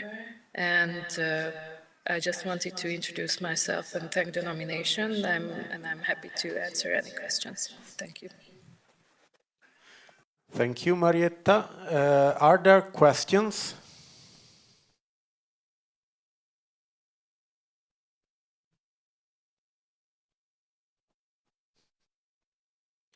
Okay, don't see hands raised. Yeah.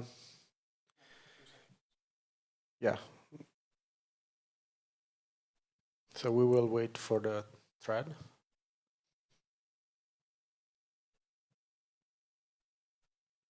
Yeah, you have a question. Okay. Then come and ask the question. Test, test. Thank you. Marietta, while Florian is setting up the thread for boards, I have a quick question that is actually not only for you, but also for all the new people. There are new candidates that are willing to be elected in the next board. I have only two things to say to everyone. The first is commitment. So I know that we live in crazy days and crazy life, and every one of us has families, friends, work, a lot of things to care of. That's totally understandable.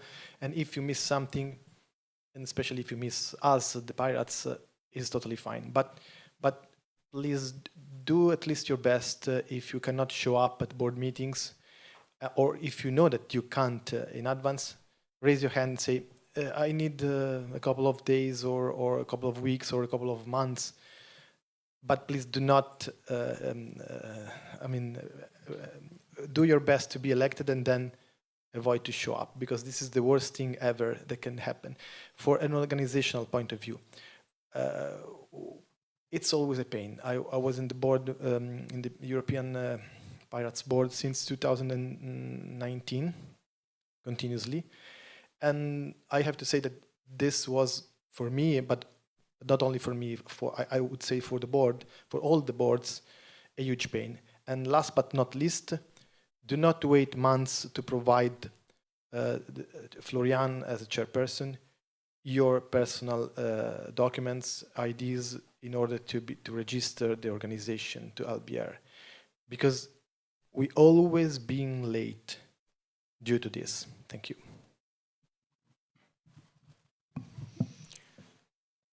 Do you want to answer, Marietta? I just want to answer on my behalf that I completely understand the concern with this. On my end, I'm gonna dedicate my time to this, and I accepted the nomination knowing that this will come with commitment. So I'm hoping that, you know, we will make this happen, at least on my end. And I completely feel your concerns, because I'm part of NGOs and a lot of organizations and movements where this is an issue all the time, and this is something we need to live with. But I also think that if people want, then they can manage. So let's do it. Okay, if I remember correctly, we need to have both the candidates present, because we will have only one thread for voting, right? Or yeah. So now the next candidate that I need to bring up.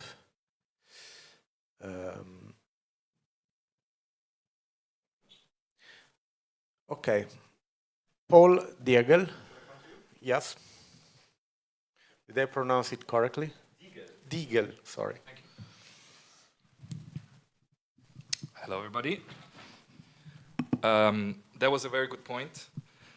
Before I start, I want to say, so I work with Marketa in the parliament, and every day is pirates from morning till evening. So even if I wanted to escape, this is not going to happen. But that's also the reason why I'm applying for this, because I actually want to do something and I want to change things. I see this gentleman, because we're in the same city quite often. I think that the best value added for me, because I work where I work, is that the connection between the office of Marketa and PPU could be way better. We have now also just gotten a very big file on cybersecurity. I think I spoke with our policy person, who is very impressive, and I think on that front we can also work together. And I don't just mean talk to each other, I mean actually we provide you with material, you provide us with material, and then we disseminate it together. That's my goal. Other than that, I think ECIs is something we should use way more. I plan to be active on a few of those, and if nobody has questions, then that's it for me. Thank you. There is a question, I believe. Okay. Who has the Matei? Yeah, hello. We want to ask, since you did a really small presentation on Discourse, which was like that you want to be bridged, but as we are now understanding how the PPU was changed, do you hear me? Because I have my headphones, so I'm not sure. I'm not sure we understood the question. Yeah, sorry. It's now better? Yes? Yeah, I'm gonna start again. As you wrote there the presentation on Discourse, there was that you want to be a bridge between the Marketa's office, basically the parliament, and the PPU. Isn't it something which you should easily do in Secretariat, and it would be probably better because you want to do work? And as I understood, the most work is gonna be in Secretariat. I mean, for me, working in a secretariat would be just essentially doubling what I do already now for Marketa. Not in all of it, but a lot of the work would be double. I'm very close to MAP in the sense that the coordination with Secretariat and the SecGen, I think, would run fairly smoothly. I want to do this position because I think we need a lot of political impetus and a lot of, let's say, pushing forward. And I think from Secretariat it would be more difficult to do so. And I believe from this position it's better. Well, first Florian, and then Mattei, I will give the word to you again. Florian? Yeah, if only for the sake of clarification, because the Secretariat is still new. Indeed, they are doing a great deal of work, but they are doing a task which is, or a set of tasks at least, which are different from the ones the board is doing. The role of the board is to steer the organization, given the direction the council decides to go towards, and the Secretariat helps with the operational side of it. So, simply as a way to give context into your question, Mattei, what I understood from Paul's candidacy is that he will be available more on the board level, meaning the political level, to do the coordination, which is indeed, now that we have the Secretariat doing the operational work, we need more of this political coordination and work to be done. Thank you. Mattei? Thanks. That leads me, to second part of the question. Or do you feel like that there is not going to be a conflict of interest since you are an employee of Marketa and basically you are admitting that you are going to be there because it's a political work. So is it like, are you going to be there for yourself or are you going to be there basically for Marketa mostly? Okay. I don't know if, I think if it was a different party, then probably conflict of interest would be a huge problem. But in my work so far, Marketa's priorities and what she finds relevant and what she wants me to do has always been pretty much what the Pirates want to do. I mean, you heard her speak. I don't personally see the possibility of that. Thank you. If there are... Can I react for last time to clarify? Okay. Yeah, what I mean by that, is it that, are you having like your ideas and stuff, or are you like candidating so you can do Marketa's ideas? Because Marketa doesn't have the time for that, and it's, well, like, yeah, it's, I can understand that she doesn't have time for that. I mean, it's my ideas, but I can also say that my ideas don't really go against generally her ideas. The topics will be the pirate topics. Yeah. No, I mean, I can only add that, I mean, the pirate delegation already has voting power in this council meeting. So it's not like it's... Yeah. That's all. Florian? Yeah, I mean, evidently, just as well as to paint the whole context, the delegation is, of course, a special member of the organization. They are evidently at the forefront of all the political work because they are the elected, currently Marketa is the elected official at the European level for the Pirates. So it's only logical that some of the political work is being already done by them and by her. The question is legitimate in the sense of would you only push the agenda of your office, which I sense was the direction of your question, Mattei, and hopefully we have all the answers now. Okay, does anyone want to react to this? No, okay, then we can close the discussion and we can open the voting thread. So we have 2 positions to be elected and we have 2 candidates. However, each candidate needs to get at least 50% of the vote to be elected. So we still will still have an election.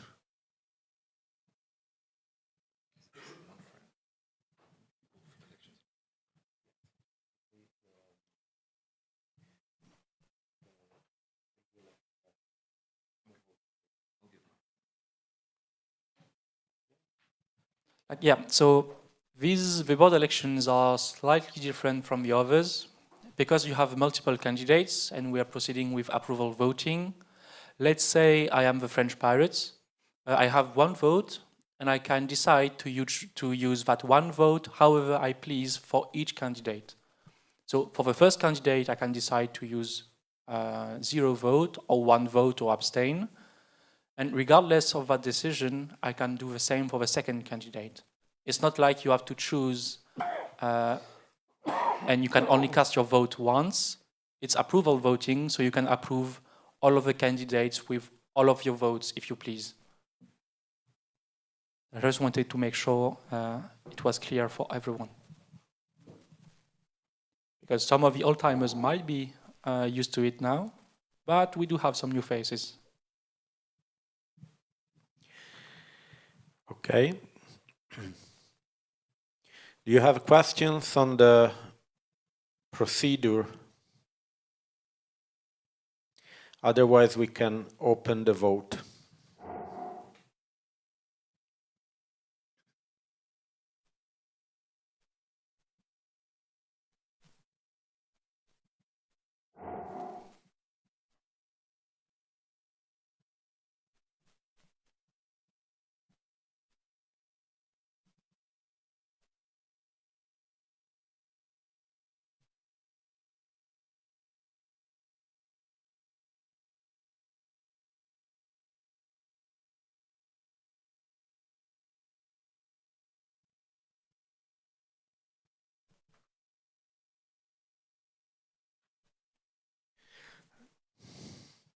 Just so you know, since this is approval voting, there is no difference between a no and an abstain.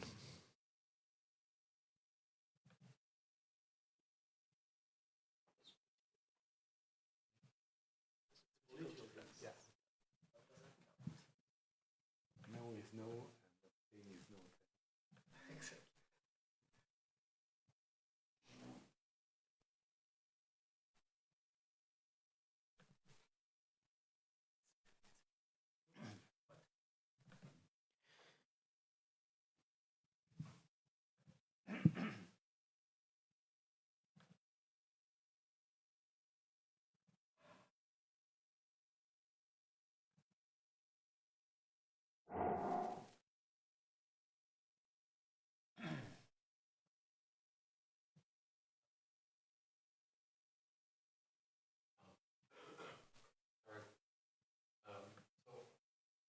Understand it right.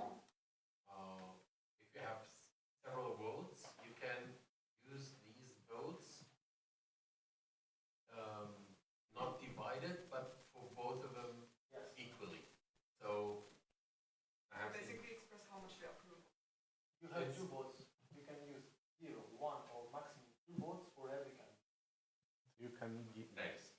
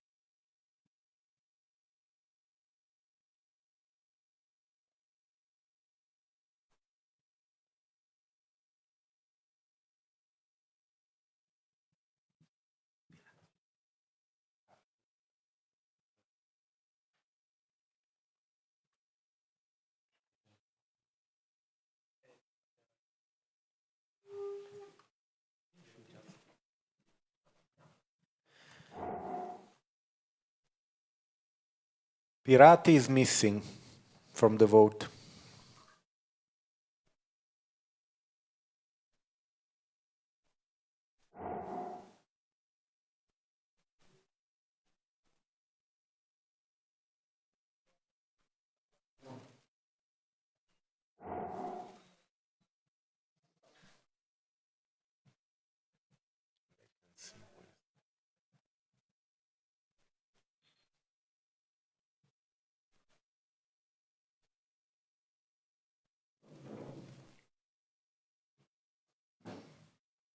Do we have all the votes now?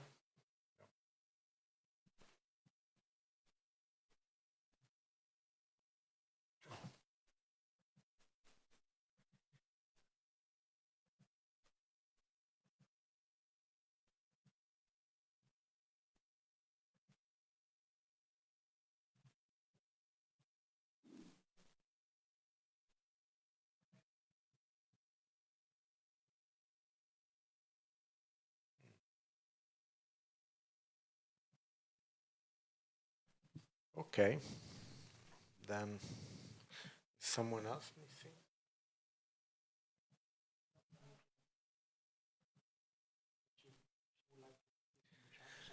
Do you want to write the vote in the chat instead? We can register that. Pirati.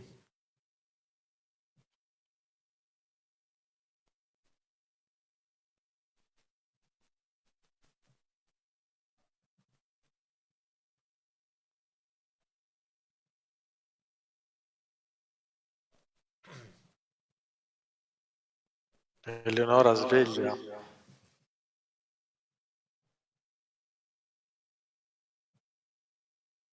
Okay, no, I guess we need to close the vote.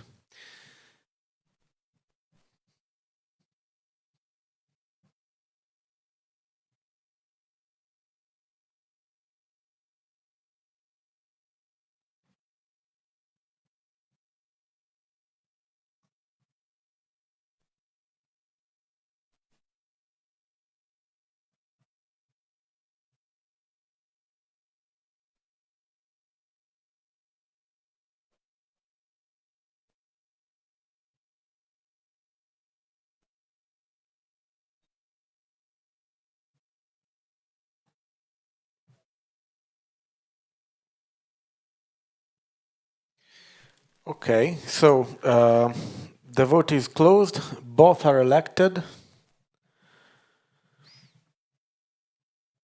Do you have numbers?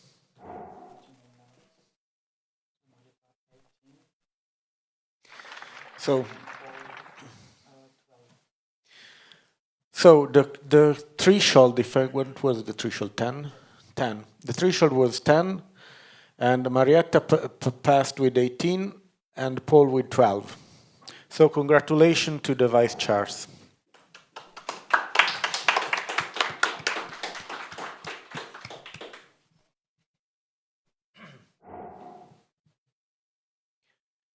Okay, so now the next election should be the treasurer, if I remember correctly.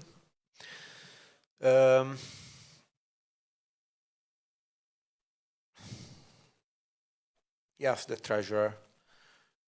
And we have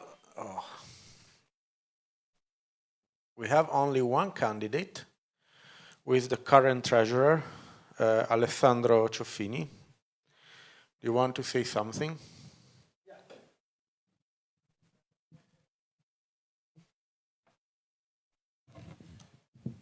This one.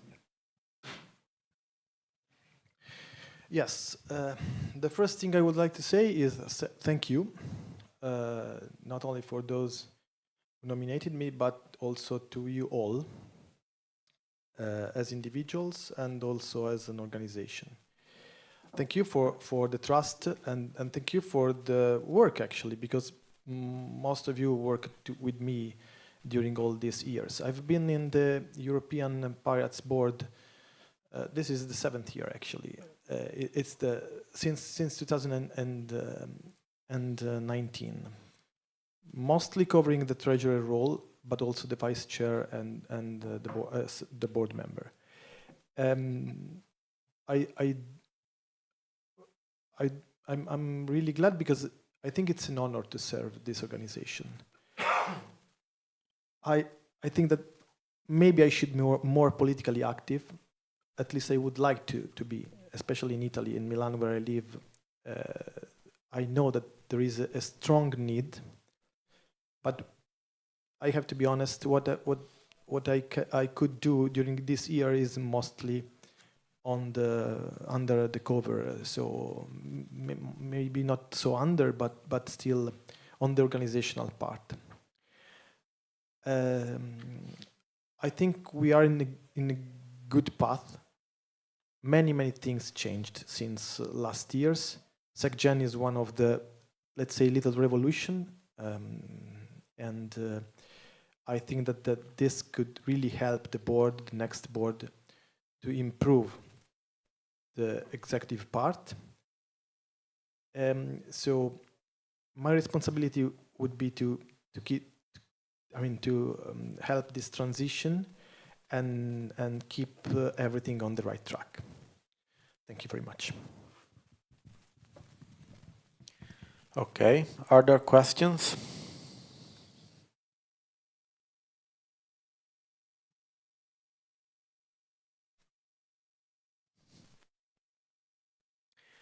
No, it doesn't seem like there are questions. You have a question? Oh, no, it was not a hand.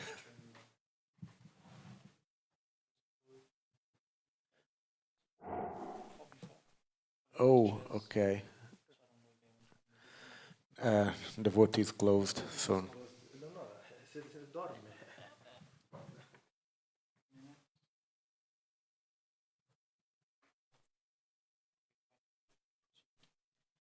Okay, so no, we need to. There are no questions, as I understand. So we just need to open the voting thread.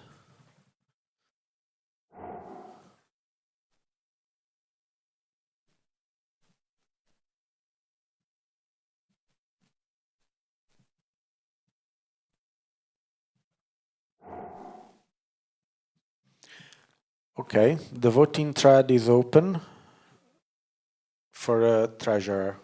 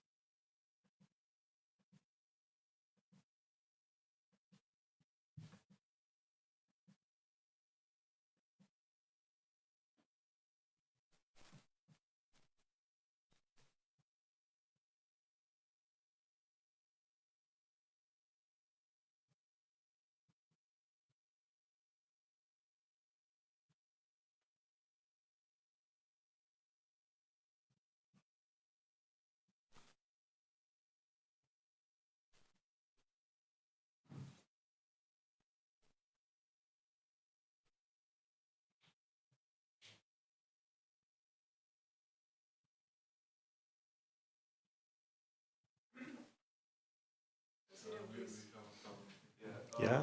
Yeah, I can't vote because I created. I registered yesterday. Sorry, I can't vote because I registered yesterday and Buki. Okay, yeah, I think we can fix it.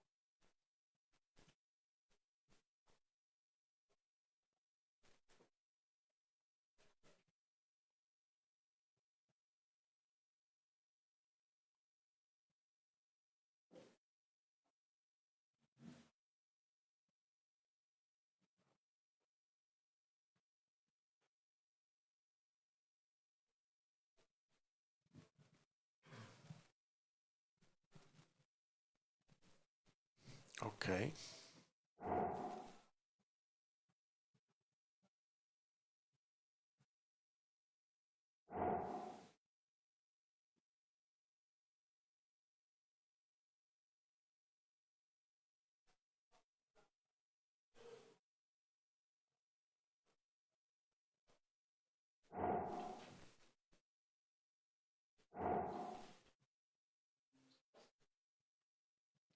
Okay, the treasurer is unanimously elected.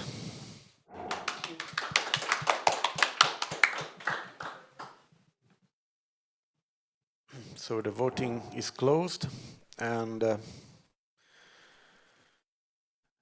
okay, we can proceed to the board member elections. So I think before Florian is doing some editing so that we can strike the candidates that have already been elected in other positions. So we have a clear view of who are the remaining members for the position of board member. So according to the statutes, we don't have a fixed number of board members. We can elect up to 5. But this doesn't mean that we need to elect 5 of them. It's up to 5. So the usual rule apply. So there need to be a minimum of 50% of the votes cast for the candidates. And then if we have more candidates elected than the position available, we will take the ones that got most votes. And again, since it's approval voting, you can use your votes for voting for all candidates in or 1 or 2.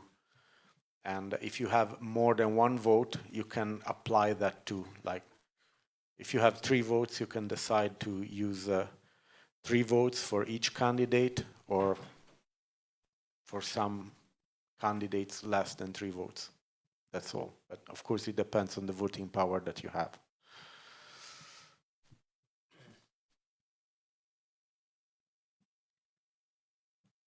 Perfect. So the first one, I will take the list as it is. So the first candidate is Giuseppe Calandra. Cal, do you want to introduce yourself?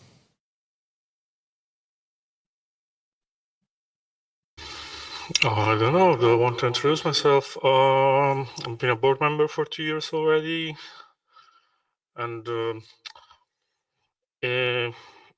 there's nothing more I'd want than delegate this to someone else, actually. So don't worry too much, and it's on you.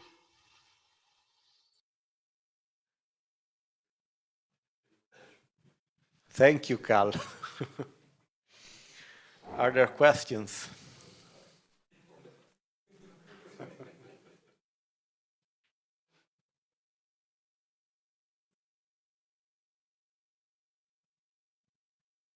Okay, no questions. So the next delegate is Babak Tubis.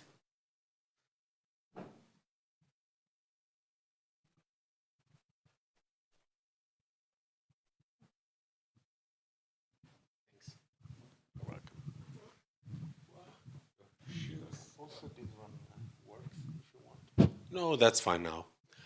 My name is Babak Tubis. I'm a board member of the German Pirate Party, and I'm board member of the PPI International. And I would like to combine forces on all levels of pirate parties. So as I'm doing some stuff now in order to gain more visibility for the German pirates, I would like to transfer that now that I know some people here to the PPEU also. So if you would like to have something like that in the PPEU too, then you might vote for me. Thanks. Thank you. Oh, wait, there is a question for you. Mattei?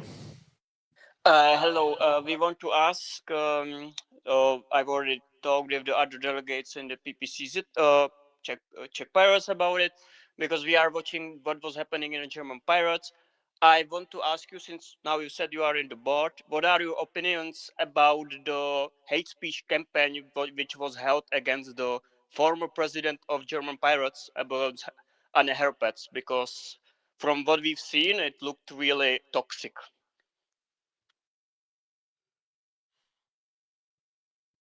Hate speech is a quite interesting point because there are so many parties working on that on several sides. So I'm trying to keep myself out of it and try to be objective. So I'm not trying to do hate speech in any direction, even though that my words sometimes are quite harsh. But I know what has been done in the past, but I will keep that to myself. Thank you. Are there other questions?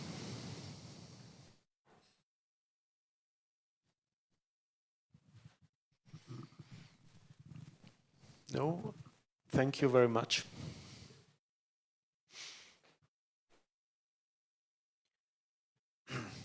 So the next candidate is Mia Utz. Again, there are threads with presentation if you want to read them, but now, is Mia available?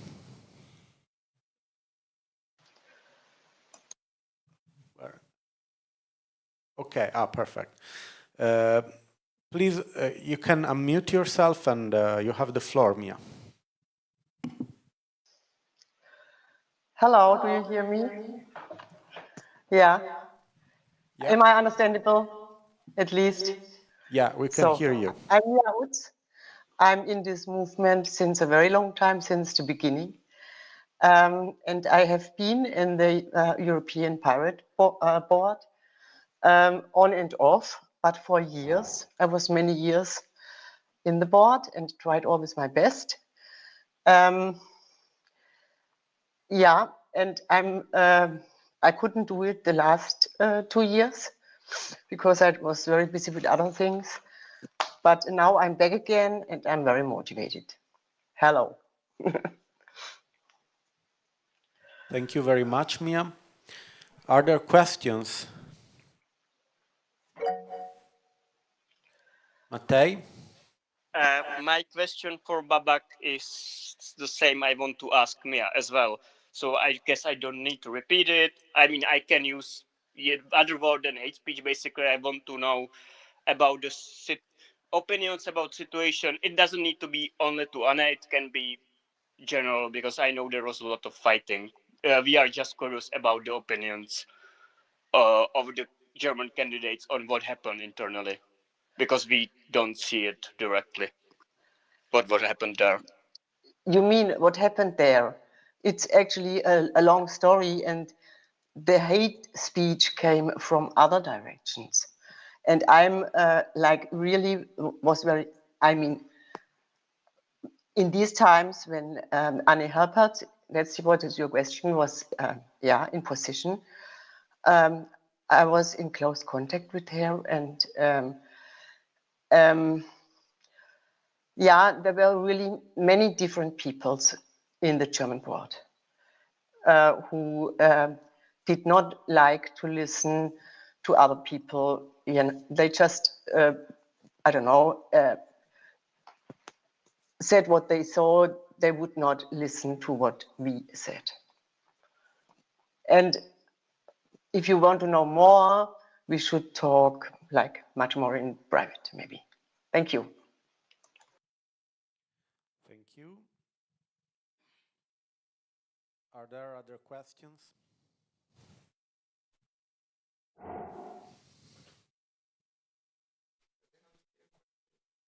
No, not necessarily. Also remarks or something. You can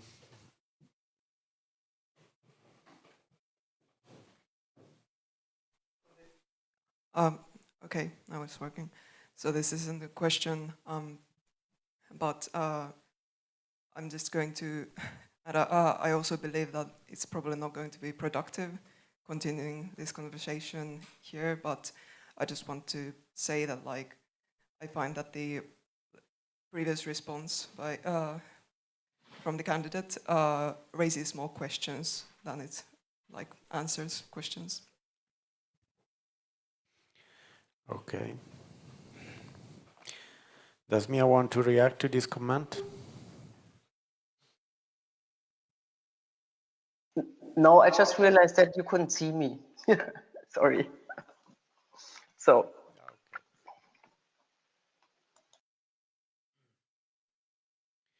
Okay, then. The next candidate is Natalie Ilitalo. Is Natalie online? I'm online. Okay. Please correct me if I pronounce your name not correctly. So. Oh, well, it depends if you're going to speak Swedish or Finnish, because I'm half Finnish. I'm born in Sweden, but my mom is from Finland. In Finland, you say Ylitalo, and in Swedish, you say Ylitalo. So it doesn't matter for me. You say Natalie. Well, I've been in the Swedish Pirates about almost from the beginning. I've been a board member of the Swedish Pirates. I know almost all the older Swedish Pirates. So if you have any questions or stuff, just ask. I've been a little bit busy with getting a new type of job. I became an electrician, so I had a break from the politics for a while. But now I feel like I have the time and the energy to put into being a board member again. Also, I'm not going to candidate to my local council for my union, so I will have more time to spend on my actual politics and what I believe in. Also, this is the dog I wrote about. She is taking care of me since I'm quite sick, as you maybe can hear. Thank you. Are there questions?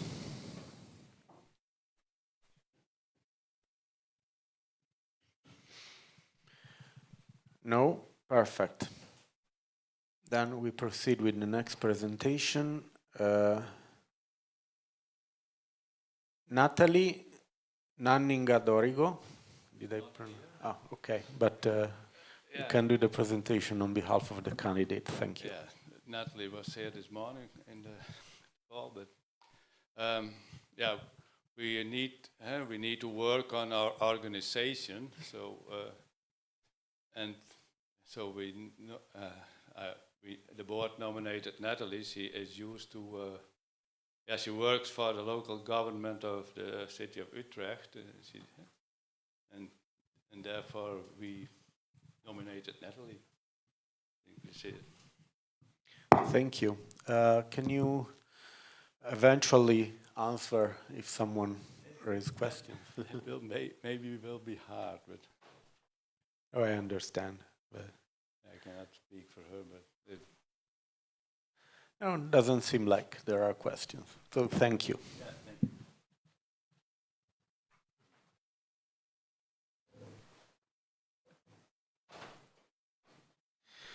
thank you. So the next candidate is Petr Kadlec from the Czech Pirate Party, I believe. Is Petr online or here? He should be. I'm not sure if because I remember discussion today that he might go skiing, but he sent his online presentation online at least somehow. So there is something you can read if he doesn't show up. He is here online, but I'm not sure if he's physically here. Yeah, I see his ghost at least. So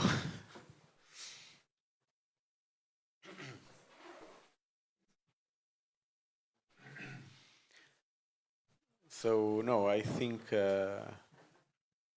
Okay, thank you. Well, you are free to give an overview if you want, Matej. Yeah, I can. We talked today, so I basically can. So Petro is a member of like we have local branches. So he's member in Pardubice, which is like one of the middle-sized cities in Czech Republic. He's working as a teacher right now on a construction school. So like he teaches, like building, how to on a school where you teach high schoolers how to build and stuff like that. He specializes, or like he right now studies in university, like lectures about AI and stuff like that. So he's taking care of how preparing himself for like a new digital uh, digital stuff. So he's basically like just teaching new stuff about the cyber world. And yeah, so he's really interested in cybersecurity and stuff like that. And he's a new in the European movement, but he wants to learn and wants to meet new people. And yeah, is willing to is willing to give the time the position needs. And sorry for me speaking not the best, but it's hard for me to speak for someone else. I understand. Okay.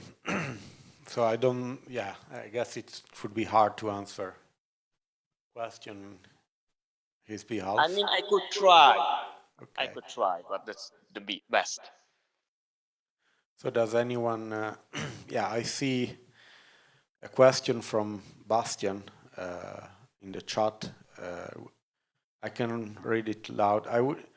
I would be very interested to know what the candidates actually want to do on the board. I hear about their personal circumstances here.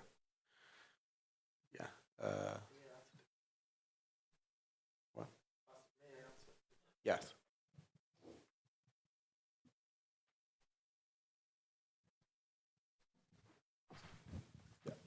Thanks. I would like, because many of the candidates are not here, but me as a newly elected board member, I would like to answer a Bastian question that is actually a great question.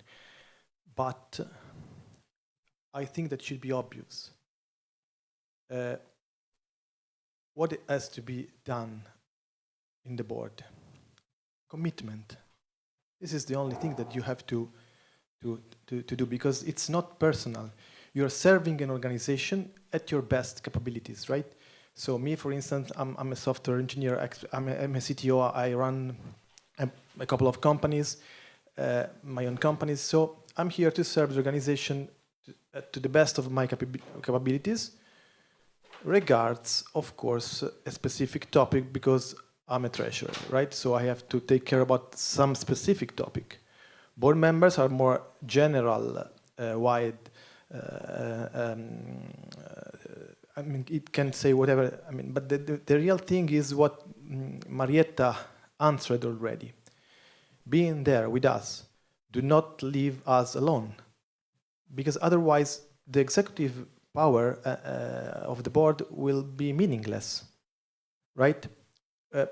By the way, as far as I remember, we can appeal. The board can nominate anyone to legally represent the board and the organization itself, right? So, for instance, I nominate Marketa for the financial to take care about the FIO bank account, because I couldn't.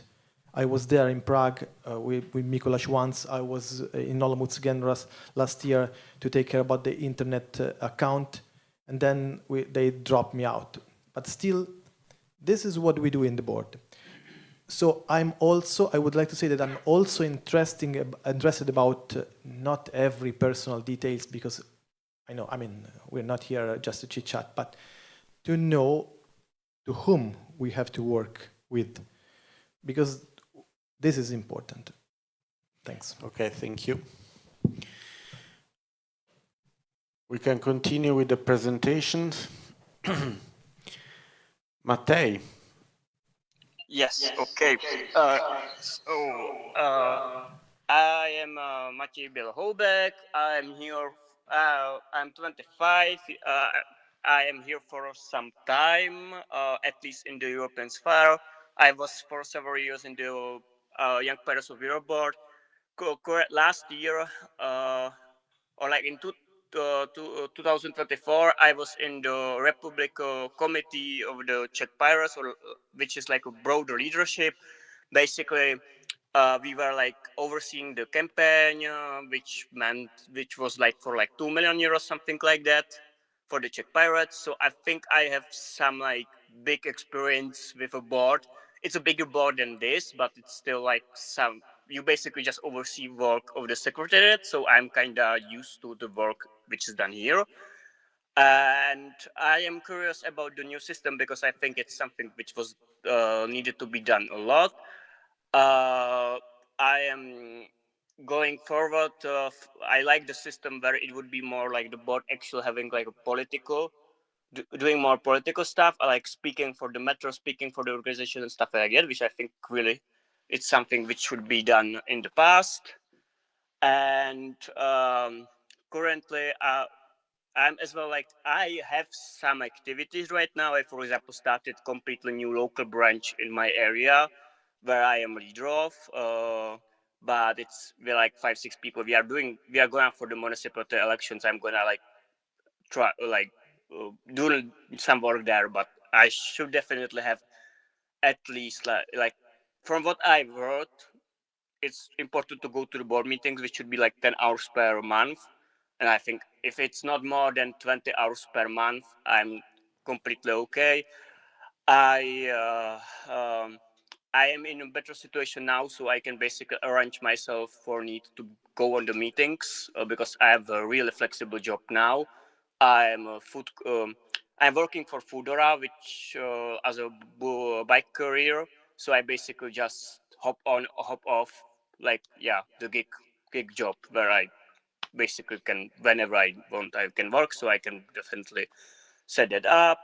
And what is my like big try like in the board is because I think that the Czech Pirates, which is really expected from us because we got in the last parliament election we got a lot of votes, we have a lot of know-how, but to be honest, not many people is interested in PPU, and there is a really bad perceptions about the PPU. So one of my biggest tasks I want to do is trying to promote the importance of PPU, showing that it's not just that it has some meaning and it can do some actual work which is gonna be beneficial for the Czech Pirates. Basically, there is a big discussion, if not right now, but there was some discussion in the past if the Czech Pirates shouldn't just leave PPU because we just pay money and don't get much, which is something I don't agree with. But let's say the momentum, that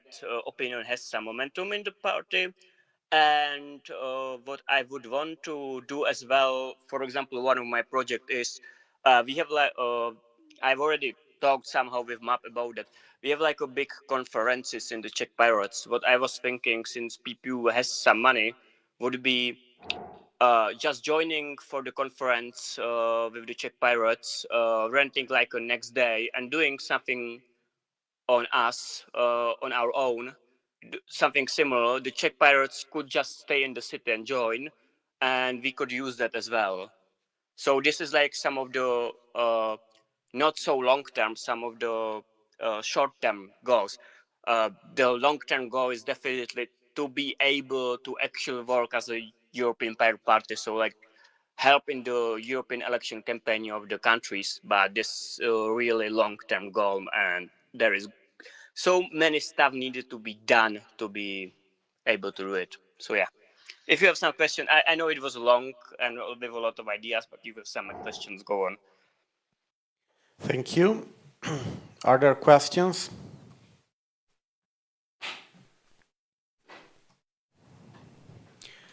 No? Yeah. So the next candidate. There is someone in the chat writing me. Yeah. Okay. Raise your hand and I will give you, or I can give you the floor.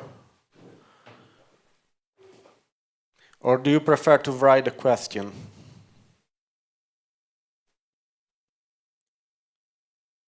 Radu?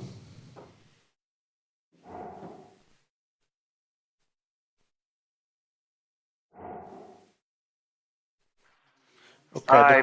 I've already written it right now, so except what you said about the meetings, how else would you present it to say a new party or something that would say yes, the PPU is a net benefit for us as a national party? I mean, there needs to be some events. For example, if there will be event in Czech Republic which the Czech pirates could go on, that could be a benefit for them. The problem is, for example, when I remember there was a general assembly or like a board meeting or something in Prague happening. I knew about it because I read Discord and stuff, but most of the pirates never heard about it. And to be honest, it was because like the Czech pirate board member didn't do the best job to promoting it.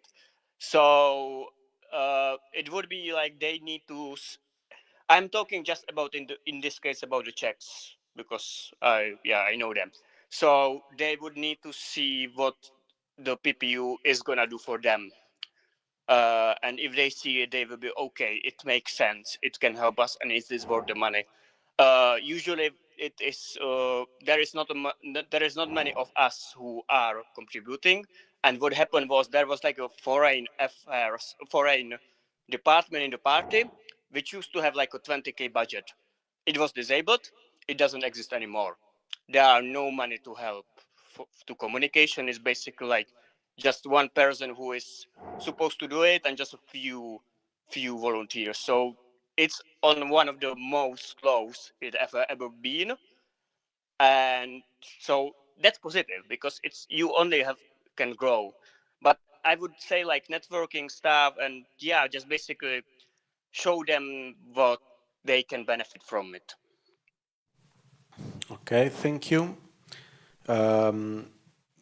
Bastian, is that a question that you want to ask or it's a sort of rhetorical question? Good afternoon. Yeah, it's not a rhetorical question. I heard what people should organize with their money and so on. It's a question to do something for other benefits. I have no understanding. We have so low membership fees. I have no idea. What do you think, beloved candidates, what the PPU should do for you? I have no idea, and I think it's very unpolite from you to ask for help and support. You have to give us your support, and that's the most important thing. Thank you. Matej? Yeah, I mean, I agree, but that's the opinion what the Czech pirates have. And it's an opinion they had after like 15 years of collaborating with the foreign pirates parties. So I guess it's rhetorical. You don't talk directly to me. You talk to the party, but I kind of agree. On the other sense, is that's the reality. The stuff I said that's the mainstream perceptions, and you can be okay. That's not fair, but that's the best. Like you are not gonna do anything with it and trying to change it.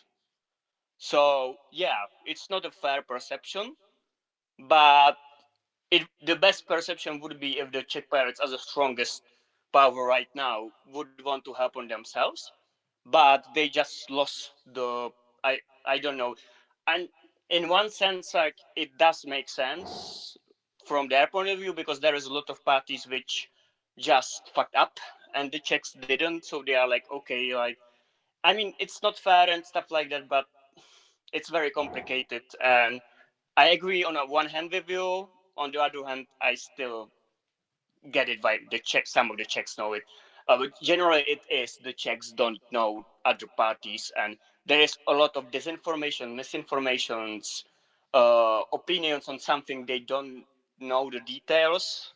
So I just like thought, what is the situation in Czech Pirates, and I use it as like to say, hey, I am gonna try to change the perceptions of the Czech Pirates Party about the PPU through me, since I have the contacts, I know who to talk to, I know, yeah, that was my point. Okay, thank you. So, yeah, please. Thank you. And I'd also like to say thank you for the points from, from Matej here from the Czech Pirates. I must say I'm actually quite disappointed and saddened to hear what you're saying, because I attended the council meeting that was hosted by the Czech Pirates, and I was very impressed by the amount of work that had gone into organizing that event. There were a number of activities organized outside of the council meeting itself, including a tour of the parliament and common discussion events and presentations. And I'm surprised, considering how much was involved, that this was not heard of throughout so much of the Czech Pirate Party, as you say. However, I try to maintain the attitude of not complaining about something without at the same time trying to find a solution. I've tried to do that, during my time on the board of the PPU, and also when I've been on the board of local pirate parties. And I want to try and do the same thing here. So because there's always a communication challenge when this sort of thing happens, I would like to suggest that you help us with this. So I would suggest that you take a look at some of the other pirate parties and what they're doing. Report that back to your own party, to the Czech Pirates. It may well be that people here, people from the other parties, don't even know that people in the Czech Pirate Party want to know what they're doing. So I encourage as much communication and collaboration as possible. Sorry, we have time and everything, but this is the focus of this discussion is the presentation of candidates. So although this is a very interesting topic, I would suggest that we take it up again in all other business so that all the candidates can finish their presentation and we can vote for the board members. Can I just react really fast? Yes, and also, yeah, you can react and please. Yeah, basically why I said that was I was offering solution. I want to help with it. And just really fast about the Prague. The problem with the Czech Pirates is there is 1,000 of us, and there is like 2,050 members in Prague, but they have like their own organization.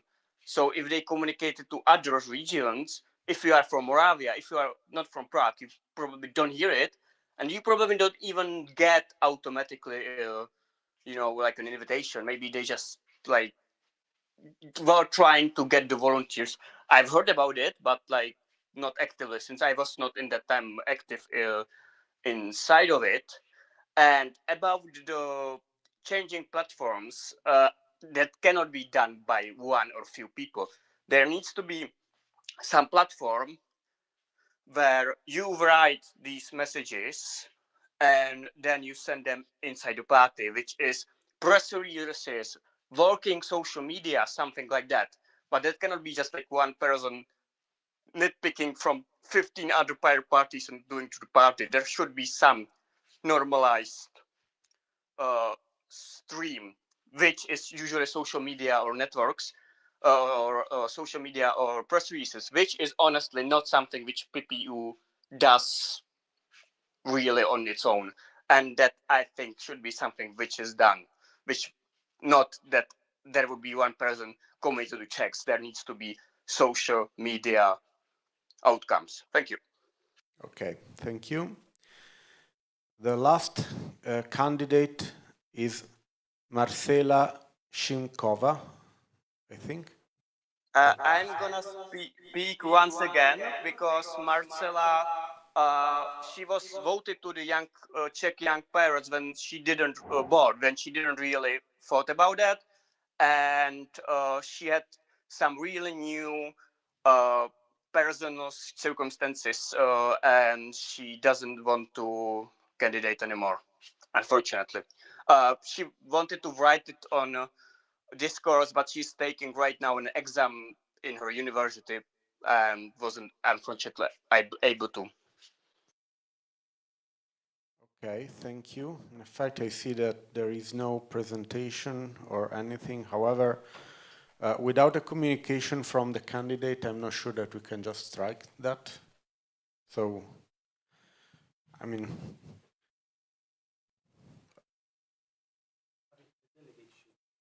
the delegate. Okay, that then it's if the candidature is withdrawn, then yeah.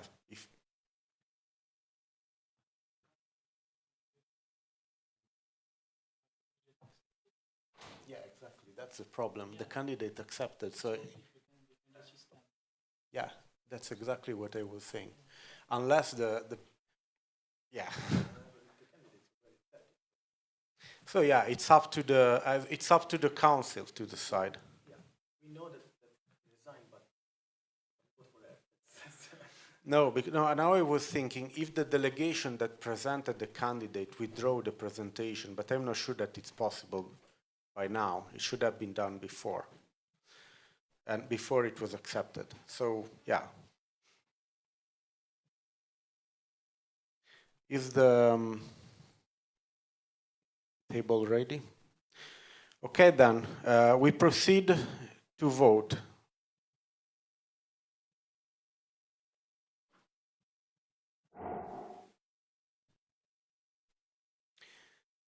The voting thread is open.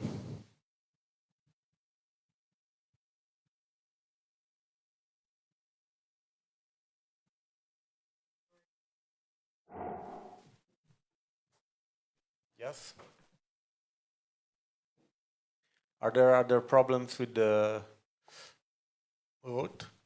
No, but I'm sorry, I meant to ask this like earlier during the presentations, but there's been a lot going on here. A lot to think about in the responses. I'm not sure, like, since I think we're on fairly like good time with the meeting, there's been a lot of new information coming in during the presentations, and there have been like some candidates who gave like limited or different information in advance than now. Would it be possible to like just hold the vote open for a while, or like have a break so especially as like delegations can deliberate on their votes a bit? Yeah, we can leave the voting thread open for longer. So, yeah. Thank you. You're welcome. Can you give an estimate? We can, okay, let's, I can, Mattei? If it's about Marcela, I think she should be in like 15 minutes back from her exam, and then right. I know she told me she has prepared message for resignation. She just probably forgot to send it before the exam because she was still learning for it. Okay, yes, that was understood. The problem is how the formal voting is proceeding, in the sense that right now we can't just dismiss the candidature without the candidate themselves withdrawing. So what we can, but the council has the information. So, the council can decide not to vote for the candidate.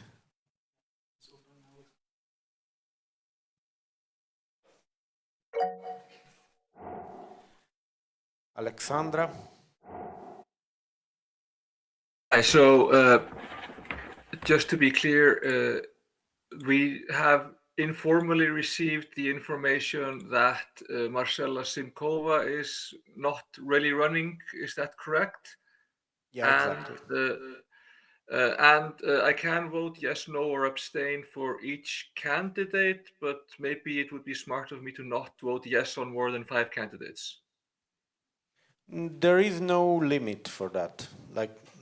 Because in any case, you maybe vote for one, and someone else votes for another one. So it will really make, I would say, no big difference. Of course, if everyone gets all the votes, then it would be complicated that we would need to hold the second round. But otherwise, it's, it's not on the number of people that can be voted for, it's the number of people that can get elected, which can be basically from 0 to 5. Mm-hmm. Thank you.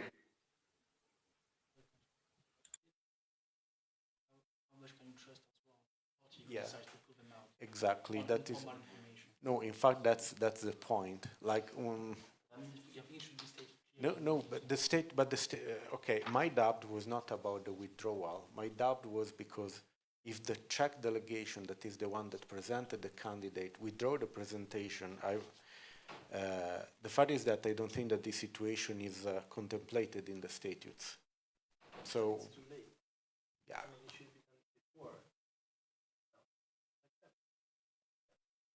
If she will be elected, she will resign. And this is exactly my line too. So but we know that she don't want to participate, so don't vote for her. No, Alessandro. Even the fact that someone is saying informally that she don't want to participate is dubious. Yes, yeah, exactly. I know. But we are going to verify that she does not want to participate. I know. Yeah, no, but it's up to them. we can also. But that's the thing that as the chair of the meeting, I'm like, this is up to the council meeting to decide. That's why the council meeting vote. I 100% agree.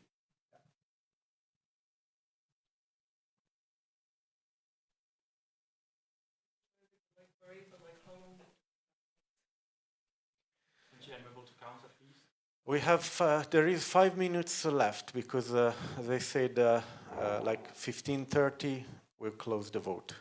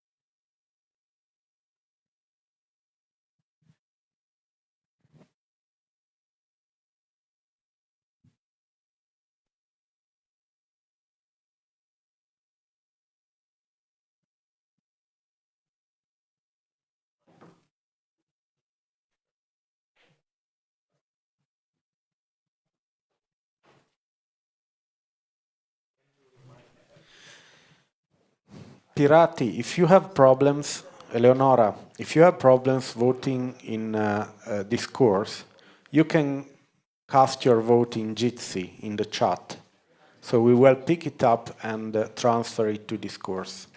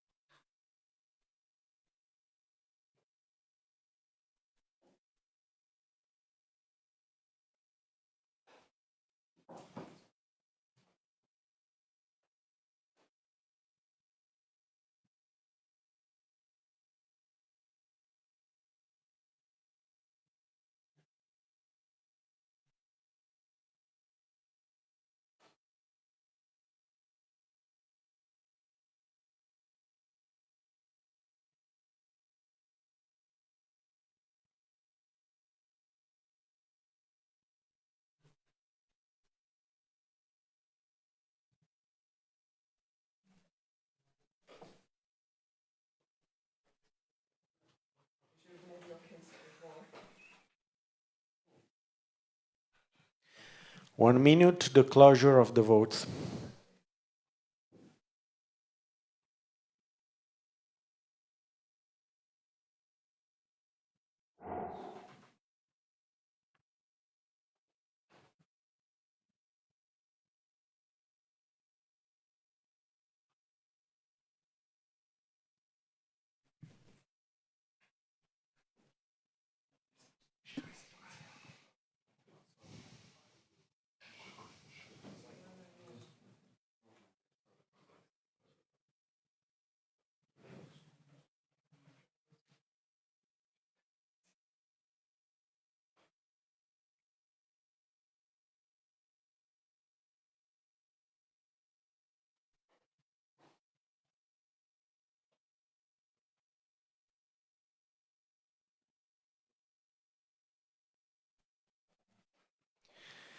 Okay, the vote is about to be closed.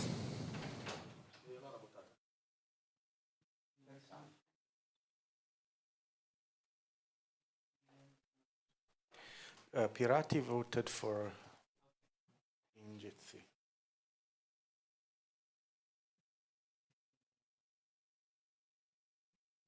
Finland?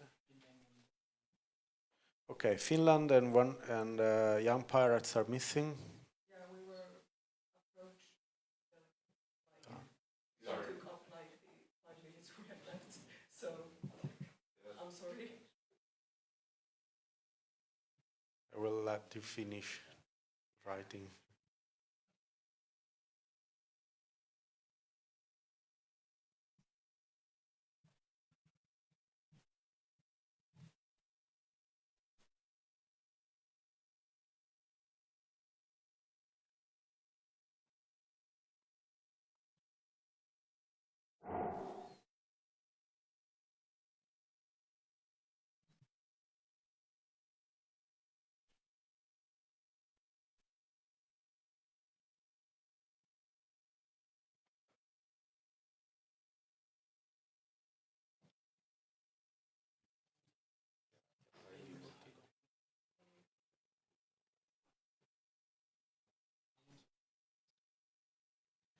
Eleonora, can you confirm that Pirati is voting only for Cal?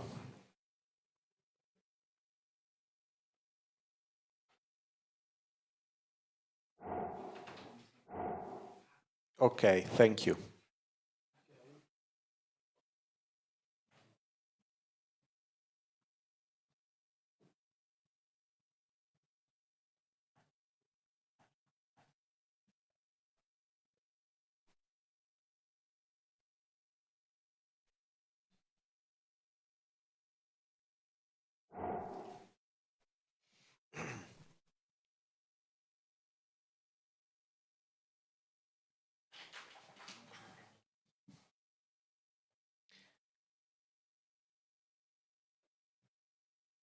Young Pirates, are you ready? We're trying.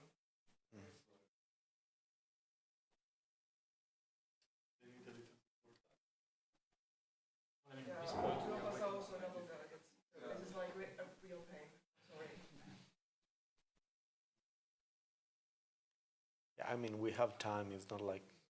Yeah, exactly. This is the first two of them. I'm like mega pressed. Yeah, no pressure. No pressure. So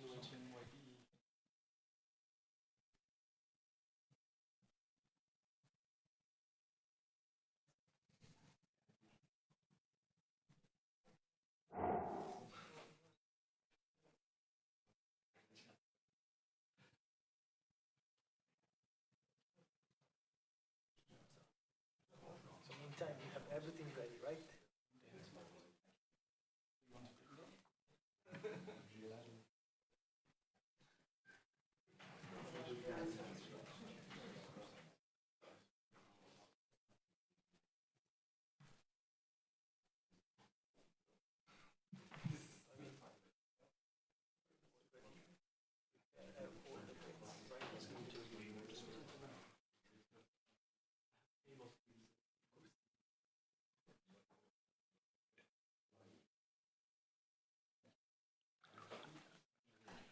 Okay. We have okay, perfect. Finland.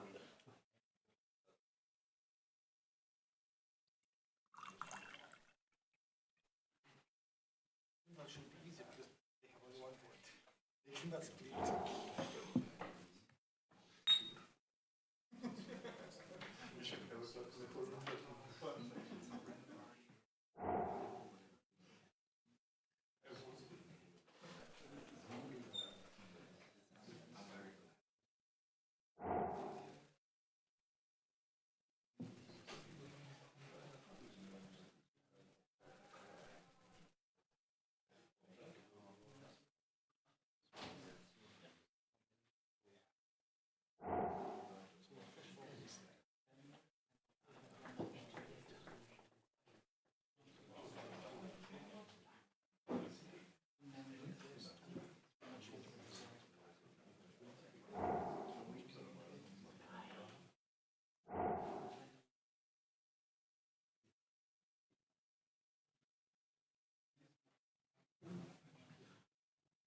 Okay, thank you. So we got all the votes. I think we can close the thread.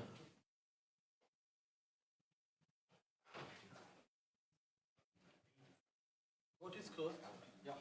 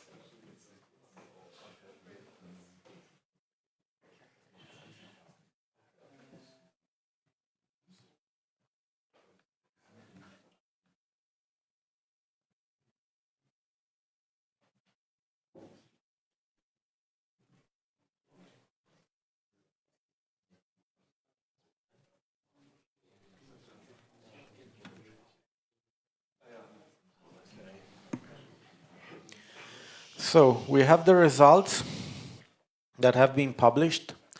So the pirates who are elected are Giuseppe Calandra, Natalie Ilitalo, Natalie Nanninga-Doriga, Petr Kadlec, and Matej Belohubek. How? Okay. It's Bielohubek, but completely Bielohubek, sorry. Sorry. Hobek. Hobek. Yes, we owe it to each other at least try. I support. Congratulations. No, but congratulations to the elected one, and thank you to the other one for participating.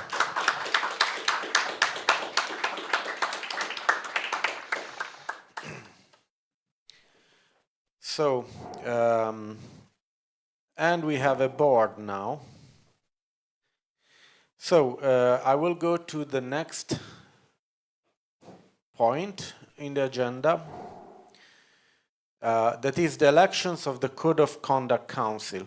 Now, we don't have any candidates, Therefore, according to the statutes, the council can decide to reopen the candidature.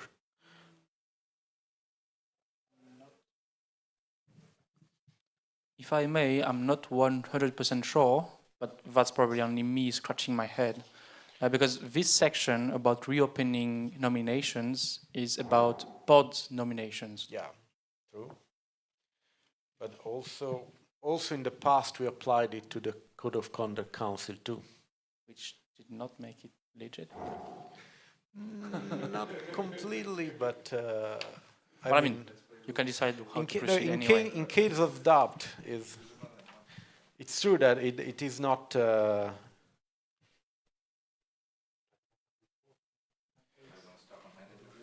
Well, technically, I don't think that there is even a requirement for the code of conduct to be presented 1 month before, like the board is not specified. No.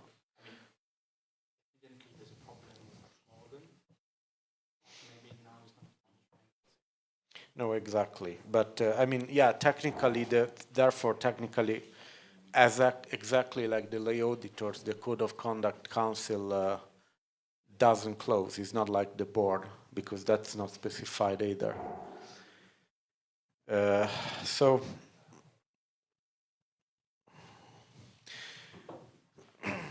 I mean, the safest way to do this, in my opinion, is to hold the vote if we want to actually open the candidature or not, or just decide to proceed without having a council of the Code of Conduct for this term.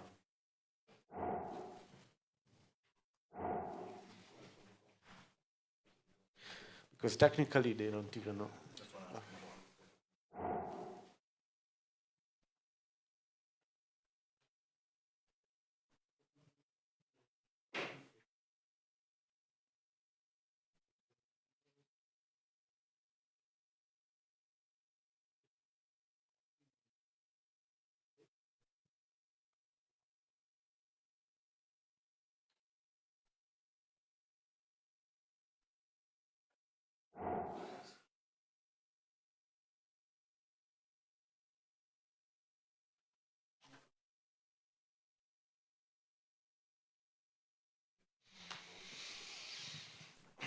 Okay, yeah, so I would say that from how I am reading the statutes, the candidature never formally closed until the vote. So, I mean, if there is any candidate that wants to...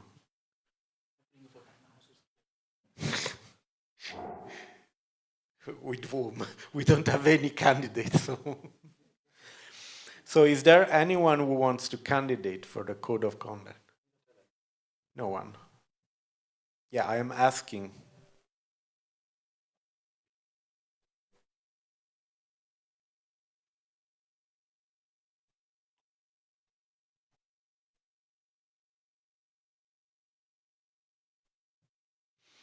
So it seems that we don't have anyone with a candidate. I didn't understand. Alexandra, are you a candidate? No, sorry. I mean, I would love to, but I don't have the time. I'm one of the only elected officials the Pirate Party of Iceland has left on the Reykjavik City Council, and I have a full-time job. I'm the deputy mayor of Reykjavik right now, and I'm running the city executive council, and I just can't. But I would like to, but it wouldn't be responsible of me to try to do something like that when I know I don't have the time for it. Thank you very much.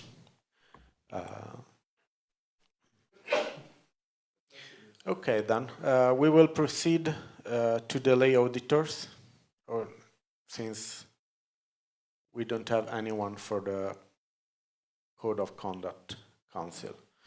So, decision to open the election and the number of lay auditors. So yeah, the lay auditors, we don't have a specified number in the sense that Article 23 calls for the election of one or more lay auditors. So we have 2 candidates. So we can either, like, if there is anyone else who wants to be added, again, lay auditors is another office where there is no end to the candidature. But if it's okay for the council meeting, since I am one of the candidates for the lay auditor position, I would relinquish until the end of the elections my office to Florian.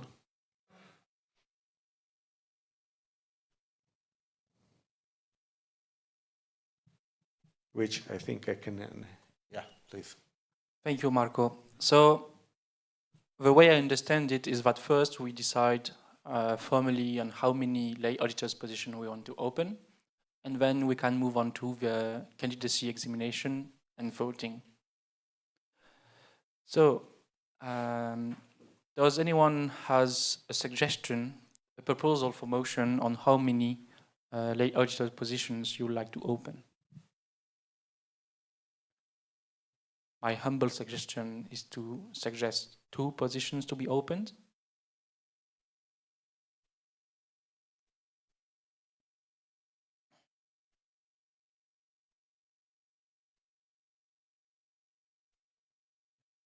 So I will take the silence as agreement, which is usually not a good way to proceed.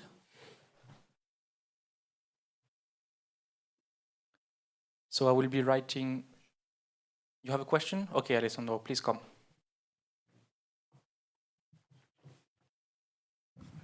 Yes, thank you, Chair. I have a question regarding this.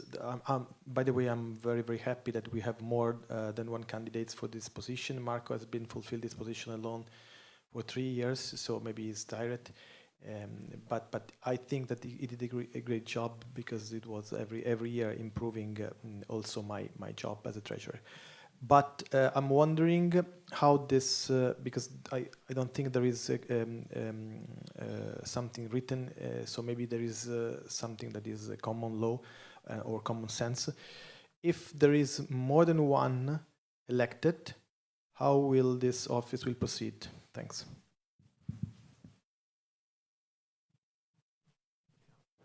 Yeah, of course, Marco, you may answer. So this is actually expressed in the statutes in the sense that we can either audit jointly or we can also audit disjointly and therefore end up with different auditing. So, yes.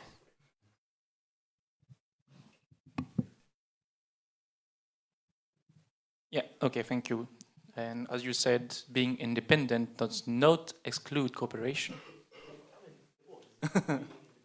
Yes. So unless there is a last-minute remark, I will be opening the decision of opening 2 lay auditors position and submit it to your vote.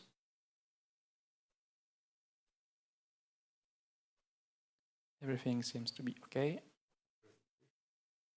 No, so first, the council should decide on how many openings they want to have, and then they will decide on the candidacies themselves. So the thread is ready. I'm sending it now.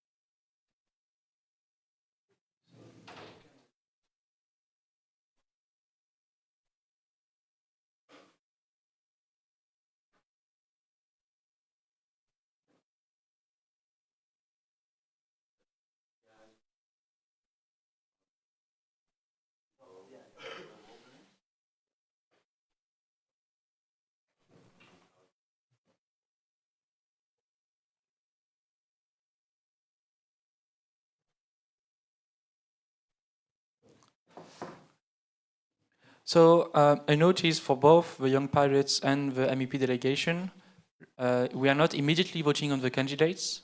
We are voting to open 2 positions of lay auditors. So you will have a bit of time to amend your message.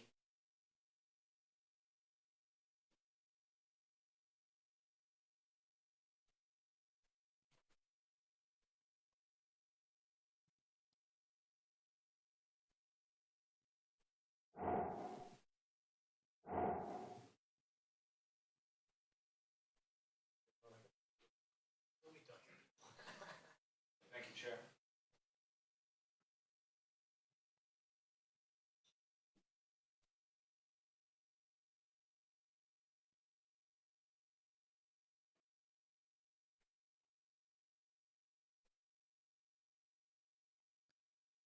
As I see in the GT chat, Pirati has also voted for both candidates, but currently we are voting for the number of opened positions. We're not voting for the candidates, which will fill them. So likewise, you have a bit more time to amend your message.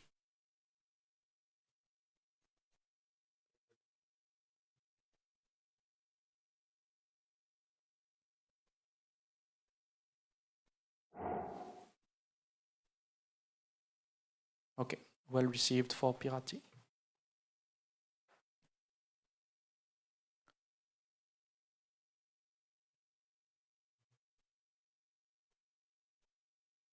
So I am currently missing the German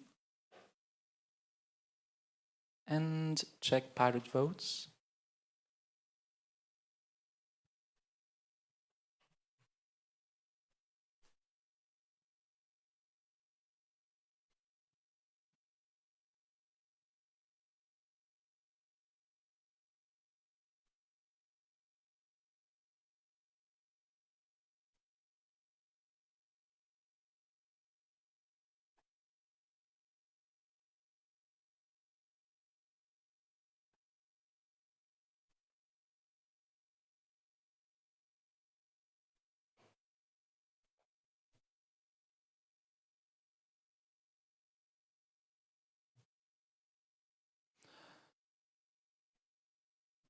But regardless, I will close the vote.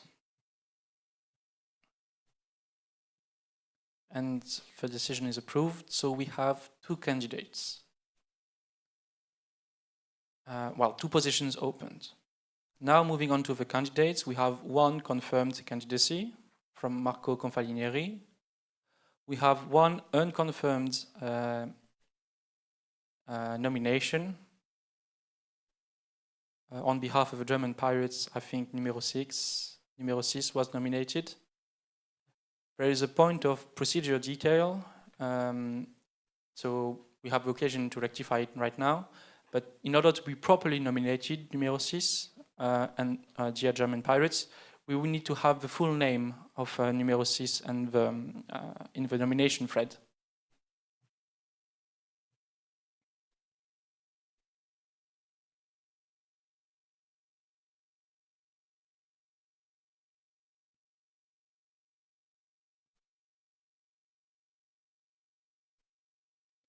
And in the meantime, I think, Marco, I can hand it over to you so you can speak a few words. And dear delegates, please think about some questions you might send his way. So, I've been a lay auditor in the last 3 years. It's, I would say, not an exciting position, so it's a very technical position. And yeah, what I can provide is my commitment to actually do the auditing. That is what actually was missing since in the beginning we were 3 elected, but the other 2 apparently disappeared on the way. So what I can promise is that I won't disappear until my mandate is completed. So this is mostly what I have to say.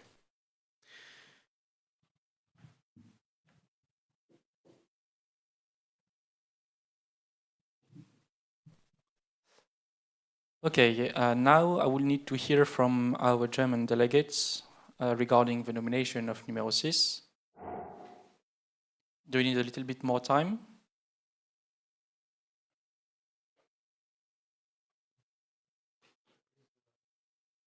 It arrived?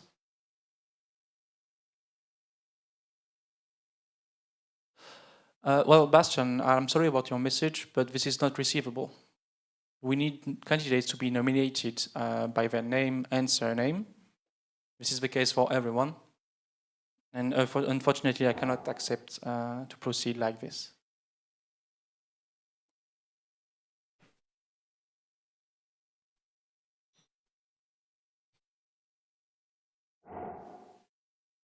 So I will retrieve quickly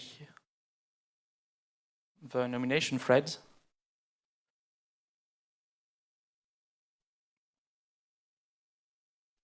And the small action to make to fix all of it is simply to confirm numero 6 name.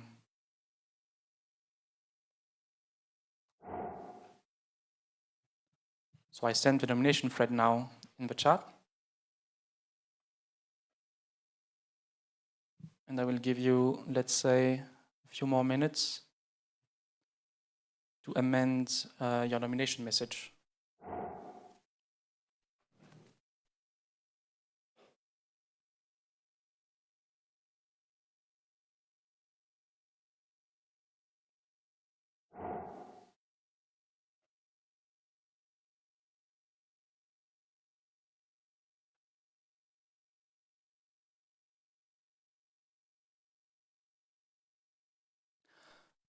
I would now need to hear about our German delegates, if they are in the process of updating the name or not.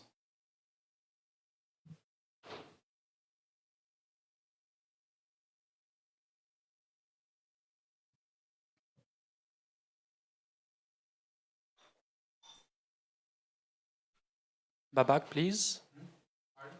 Can you confirm if you are in the process of registering numero 6 or not? If you'd prefer to send me a direct message, that can work.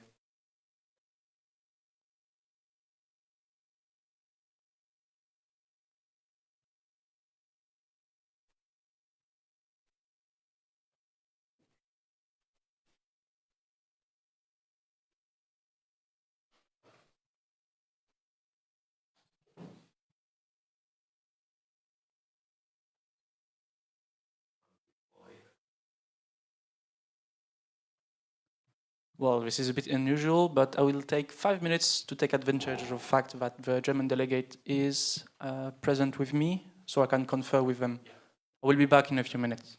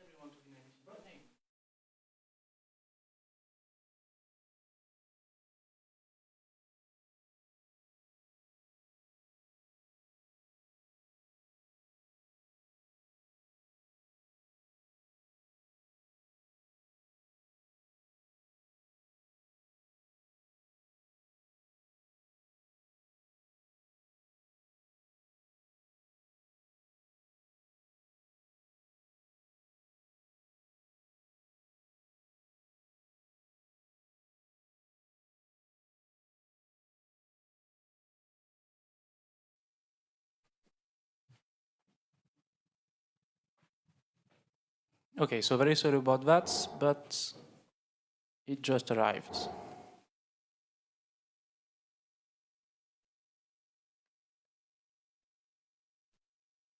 So I will now proceed to modify the nomination details.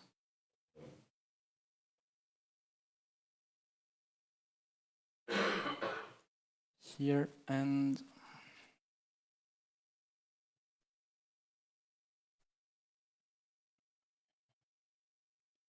here. So we now have the second lay auditor candidate name. Would you like to say a few words?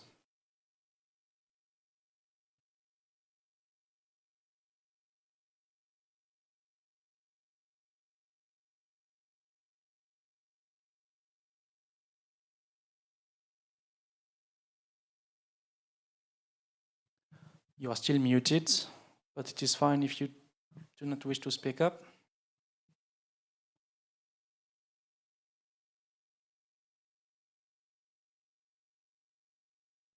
So now, directly onto questions. Dear delegates, do you have any questions for any of our candidates, namely Marco and Yves, also named numéro 6?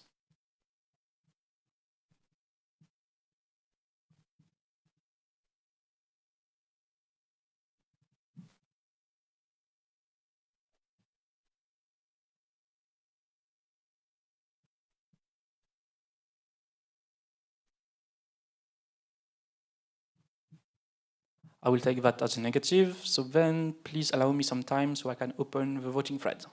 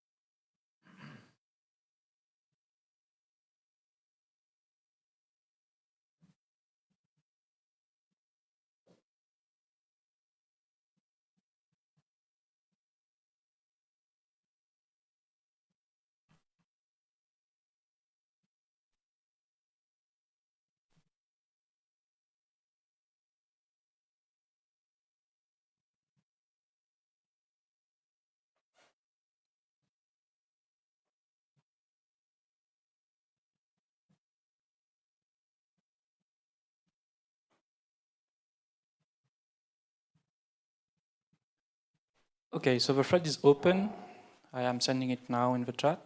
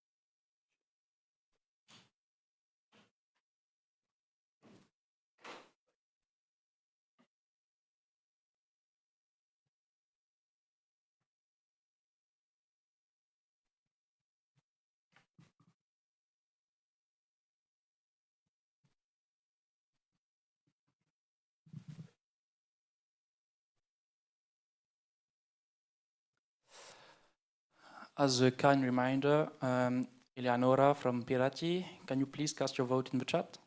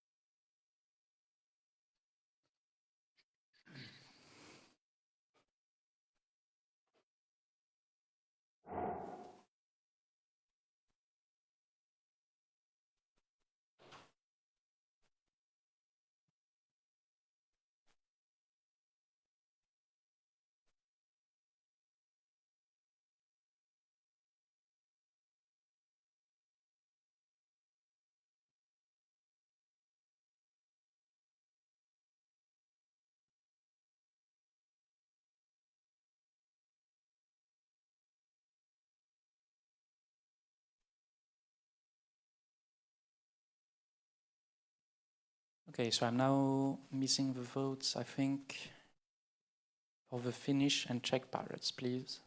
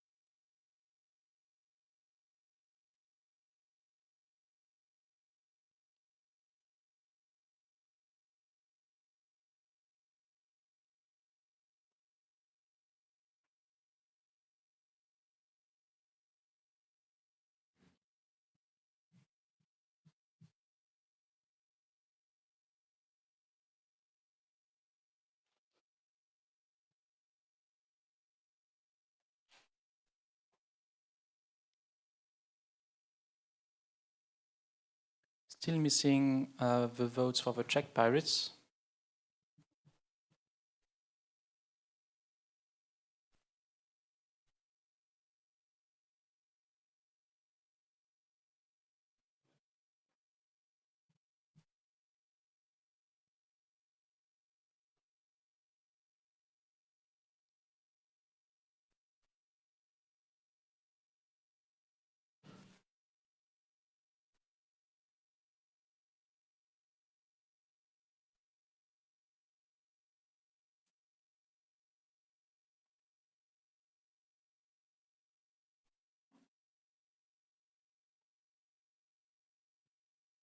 Last call for the Czech pirates, please.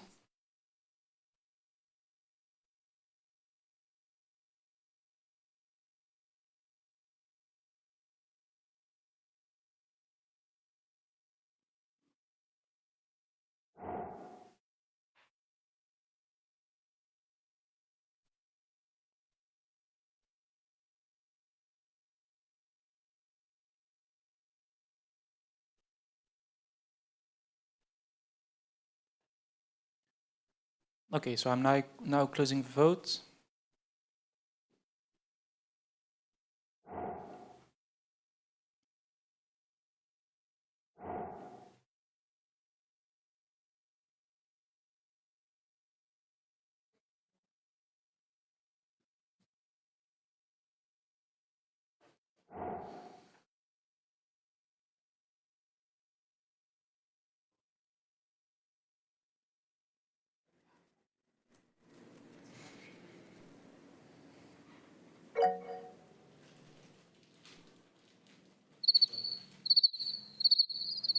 Yes, Alexandra? Hi, I would like to ask Paul, to take the vote of the Icelandic pirates for the rest of the meeting, if that's okay. So to double confirm, the Icelandic vote is now handed over to Paul Diegel from the MEP delegation, correct? Yeah. To Bo, okay. I'm sorry, to Paul. Yeah, okay, to Bo, okay. All right, thank you very much. And sorry to have to leave before finishing the meeting. Thank you for Good luck to all of you. Thank you, goodbye.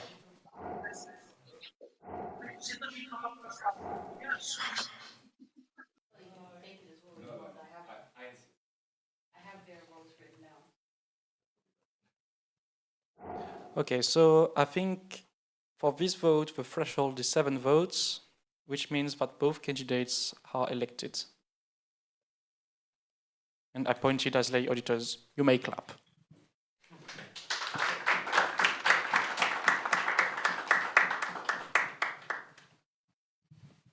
And now this is done, I'm handing over the chairing to Marco.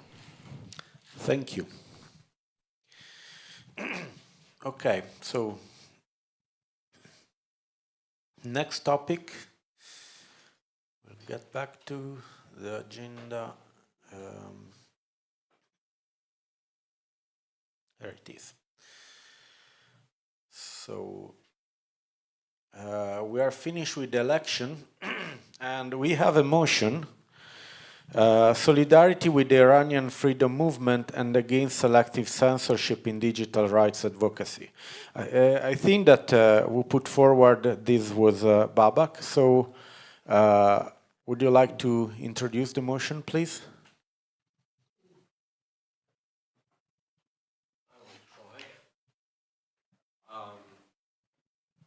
Actually, let's take it. Do you need... No.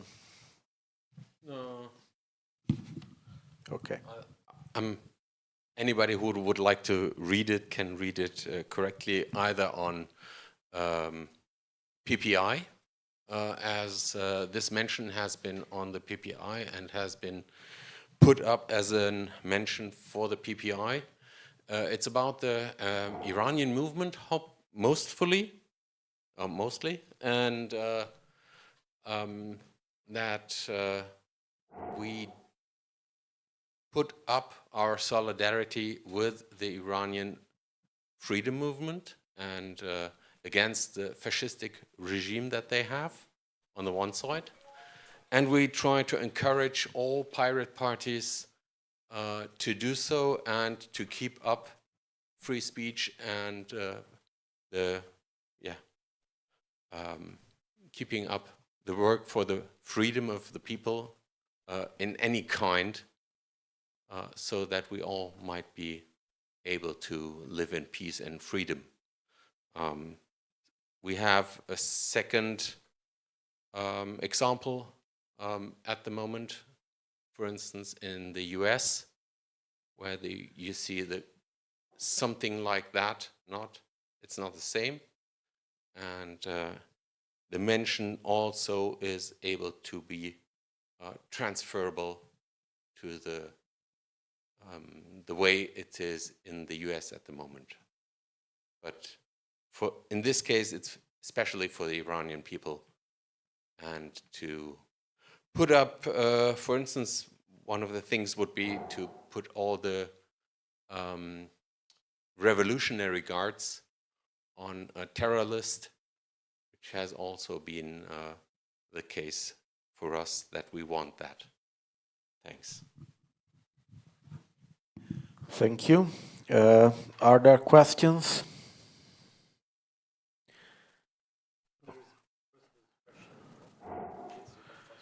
Okay. While avoiding... Okay, so I will read the question from Francois and then I will give you the... Okay, so we have Francois, you and someone else here, Philip. Okay. Francois asks, while avoiding selective activism that ignore regimes like Iran's, what does that mean? It's bad activism if there is no words about every dictatorship?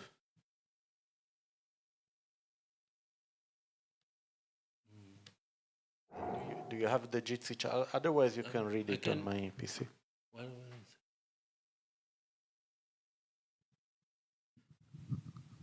Why are we avoiding selective activism? I'm not sure how to understand that question. Could you please clarify that?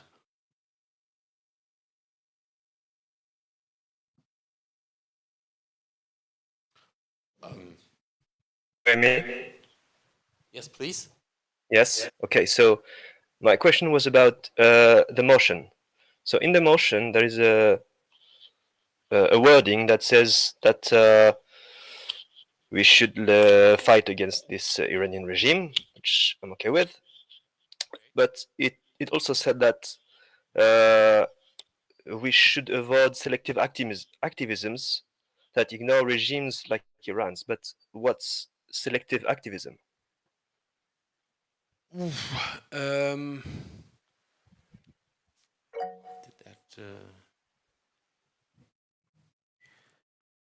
Okay, noted. You can answer, then I will give the word to the other questions. Apparently there is a lot of questions here. Oh, coming in. I'm not sure how to answer that correctly. We do have. Where am I?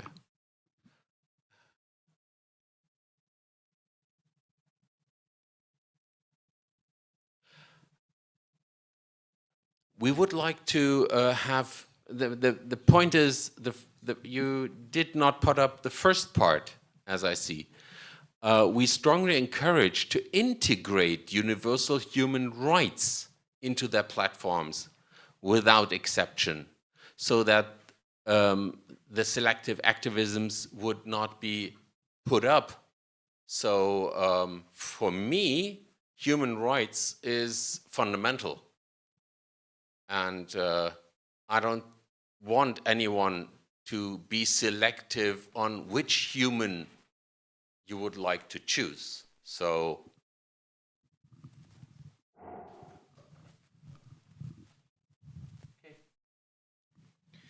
Okay, thank you.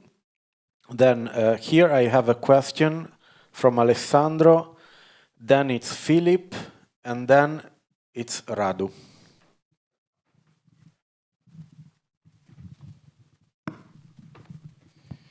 Yes, thank you. So basically, let's say a little preamble. I'm not saying that, of course, we are in favor of dictatorship or censorship, but my question here is more philosophical. So, I mean, why we advocate the rights to be to know exactly what is running everywhere in the world? Meaning that, for instance, we call Iranian a dictatorship, and we advocate the rights to say they should stop this dictatorship. So what I'm saying, I'm against dictatorship is fine. When I say I'm against Iranian dictatorship, then I'm judging, meaning that we always do this. For instance, me myself as a European, I think personally that I live in a dictatorship. That is the EU dictatorship, but it's not very common. I mean, probably most of the European doesn't think that, I mean, that lives in a dictatorship, right? And you said also that this happens to the US. For instance, I could agree with you, but I could also disagree with you. So this is a kind of thing that I'm always concerned. We are not there, and I think that we barely know what is going on there. That's my point. Thank you. I might have some more insight than you to the Iranian thing. At the moment, for instance, I got family over there, so I do have a little bit more insight.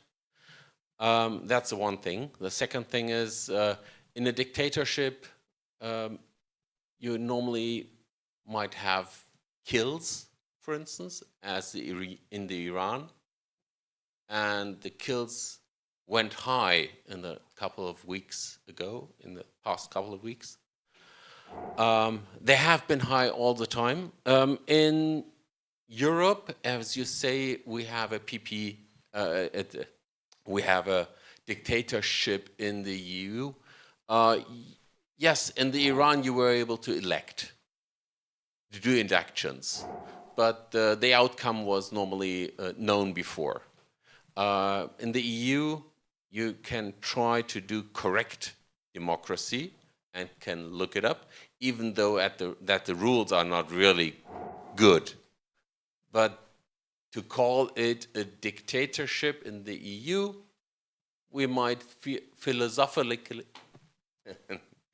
in theory, we might be able to discuss that, but practically we are something far away from a dictatorship, a national dictatorship, for instance, which is at the moment in at least 2, 3, 4 more countries in the world. A lot of, actually. So I can understand your theoretical way of thinking of dictatorship, but I see a very, very big difference in the outcome of a dictatorship as it is in the Iran and as an outcome to the people in the Iran, or maybe even in the US. There are kids that are being killed, yes, in the Iran also. In the US, there are kids. Yeah. So it's a difference. Okay, thank you. Thank you. So now there is Philip.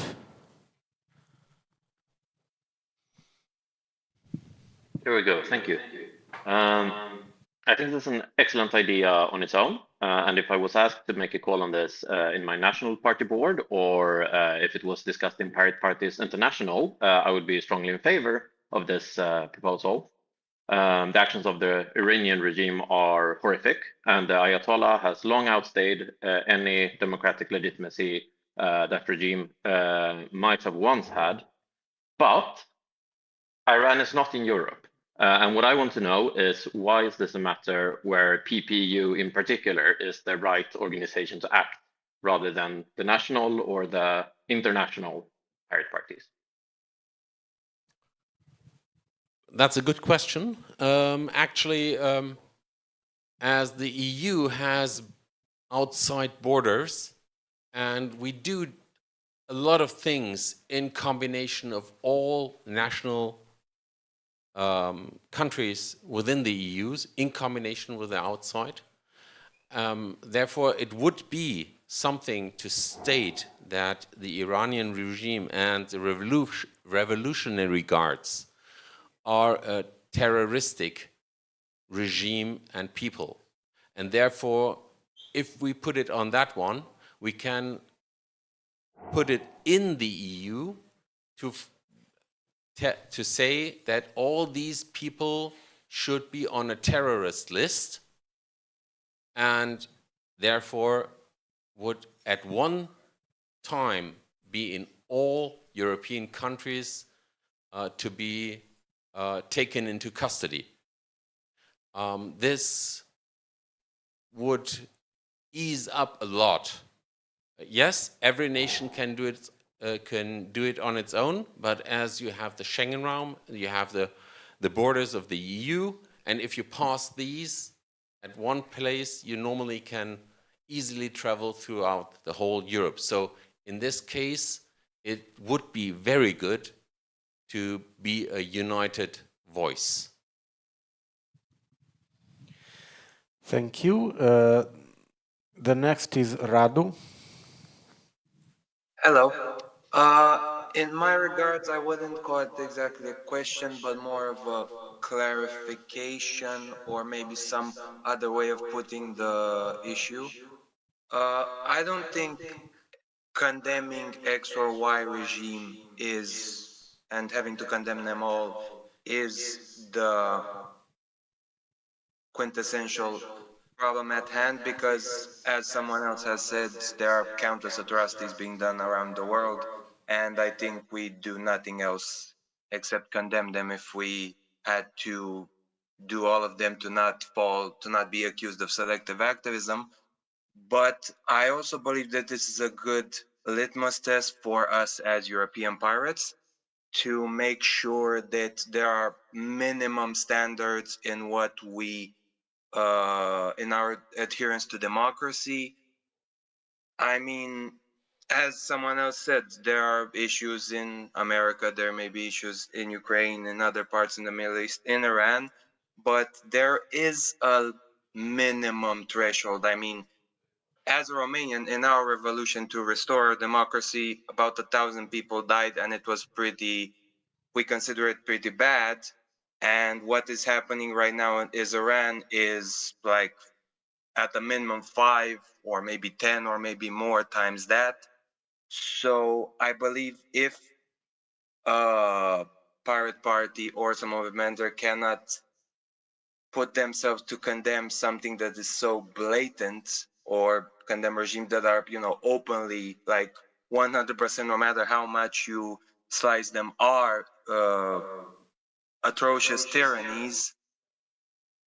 Again, I'm not sure we can uphold democracy if this minimum standard cannot be wholeheartedly advocated by our individual parties and members. That's my side. Do you want to answer? There is actually just one answer I could give you. Thank you. Okay, so I see that there is a discussion going on in the conversation. I don't know if anyone want to talk about it, or if you want to read that. And Francois, okay, thank you. The floor is yours. I was just writing that I think we should postpone the vote. So the PPU members or any members that did propose this motion could write something that is made by us with the correct wording. So we will not just copy past PPI works. Thank you. I'm sorry, you're right. I should correct that. Okay, so Francois, do you want to draft like a counter proposal to postpone it? It is my understanding, or? Yeah, just so the motion as it is right now. What is it? Is it for or against the motion? Like, how is it? I'm not sure.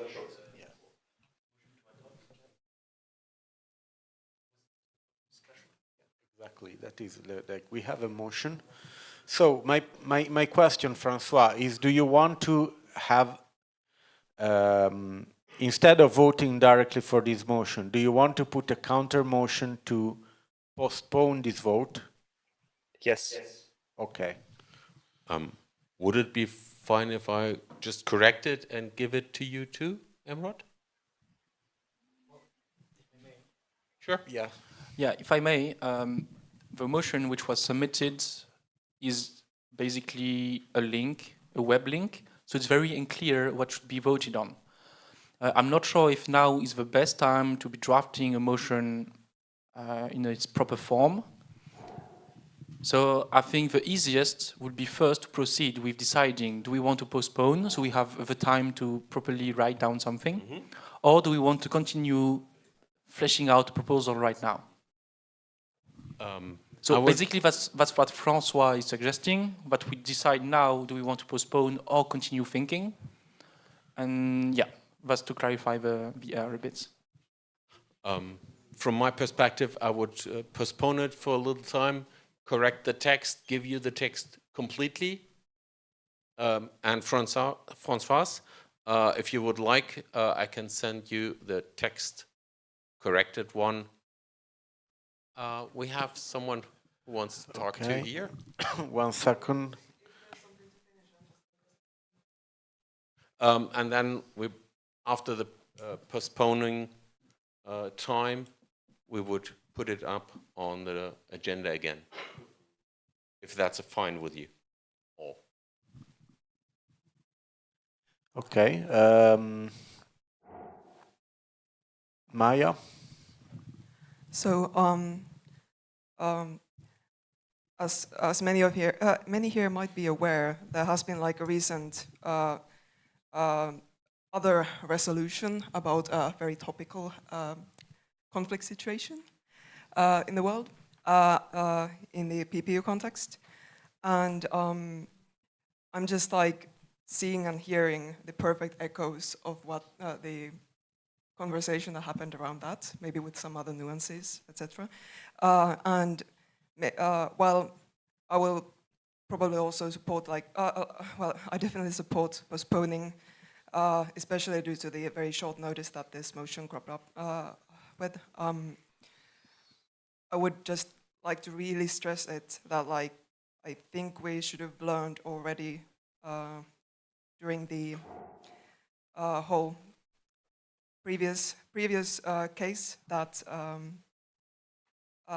there should probably be some kind of formal process for how these kinds of motions are received by us as a community, by the board or whatever.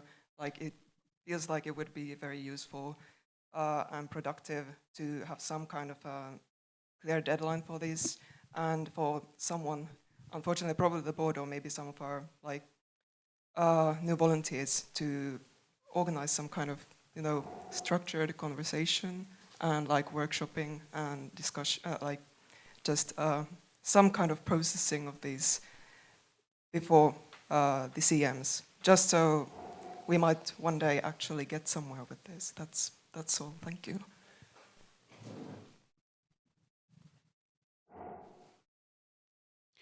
Okay. Do you want to answer? I think that was a proposal.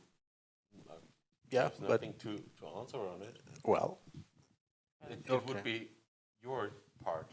No, the fact is that in any case you can have an opinion on the proposal. I think it's fine. Yeah, so from what I gather now, to help the council move forward, is maybe we set out a proposal which would state we postpone the adoption of a text, and the person in charge of submitting a text is Babak. Yeah, so this little proposal can be put to vote, so we have a formal way forward. Okay. Okay, then, because I mean, I don't have the power to do a proposal. The board has that, and the delegates has that. So yes.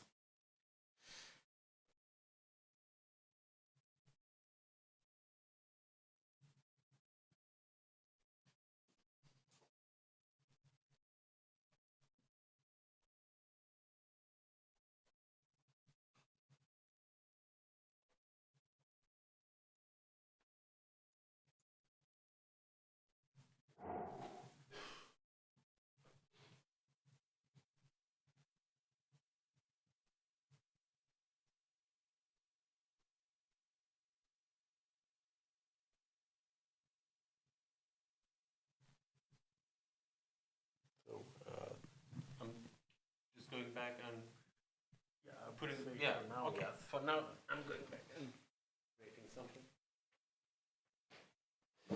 Okay, so I have written down a proposal in a few sentences. I'm going to paste it into the chat so you can quickly review.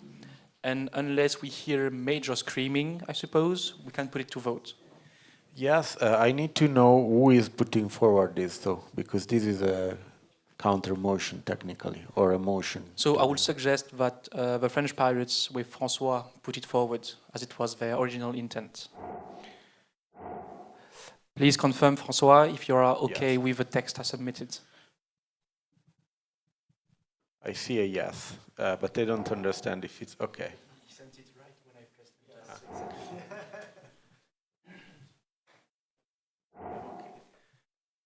Okay, he already knows that he will be okay with the text that you submit. Okay. So, Yeah, 1 second. Let me. Where is this? Where is this proposal now? It's okay. Please post this the voting thread.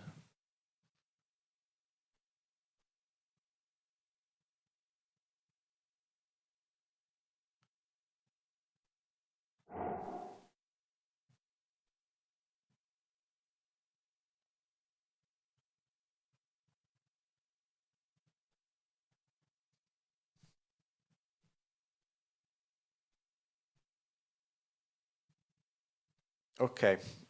So the motion is available, and it will be voted first.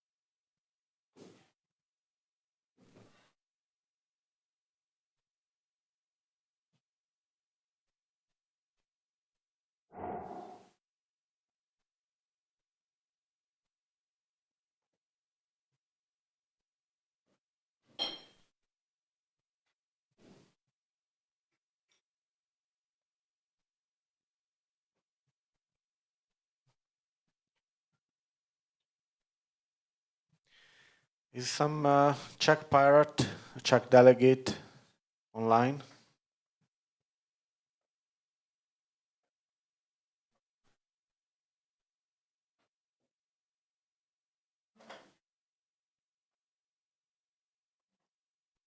No, it doesn't. It seems like we don't have Czech pirates online.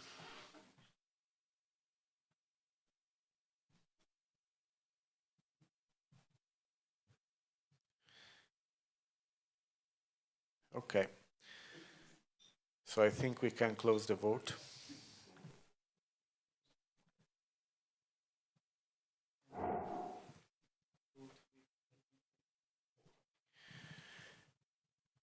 So the proposal is approved with 12 in favor.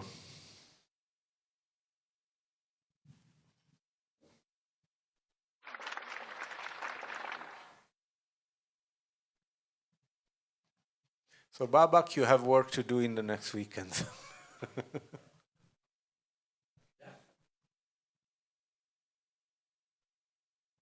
So I get back to the agenda, but I think we are almost done. Well, because technically we have the all other business. We have other business.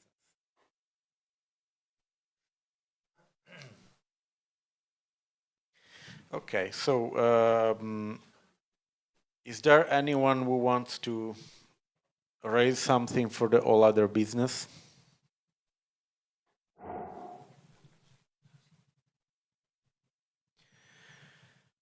Okay, otherwise, I would leave for before. Yeah.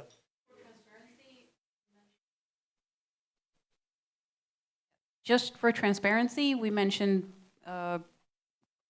bringing up the discussion of communicating with the Czech pirates as any other order of business. But I think we should probably vote on whether we want to do that. The issue is that we have no Czech delegate online right now. Fair point. Just for transparency. Yeah, well, if you can find a way to keep all the delegates in the Jitsi chat for the half an hour until till they come, otherwise I will leave the word for before closing the meeting, please, to the new and old chair of the European Pirate Party. Thank you. Thank you, Marco, for sharing. It helps us a lot. Always awesome. Thanks a lot, guys, for showing up, simply being here and speaking up. It's really helpful in keeping us going to see that the community we are building over time grows a bit with some new faces and that we keep seeing old ones. I want also to say thank you to all the former board members who are now free from the mandate, simply.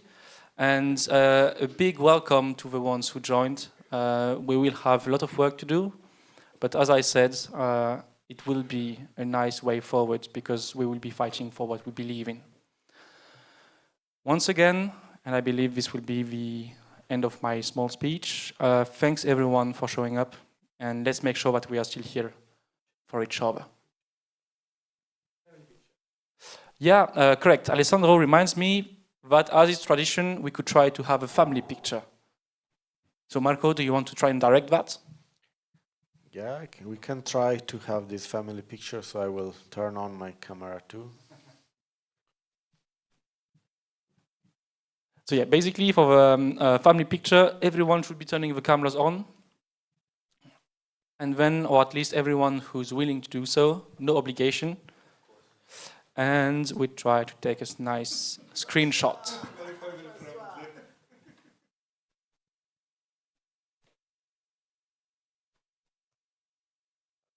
always great. The family picture is always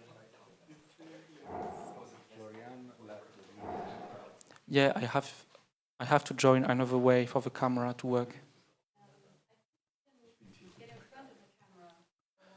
Yeah, and anyone in the room here can try and come here. Go there, because you will be... Yes. So everyone who is willing, you can come on the podium. Yeah, yeah.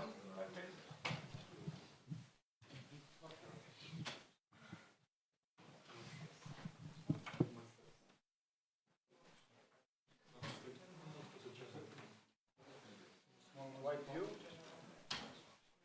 Have to tell them if they are ready. Are you ready? All ready? I take the picture.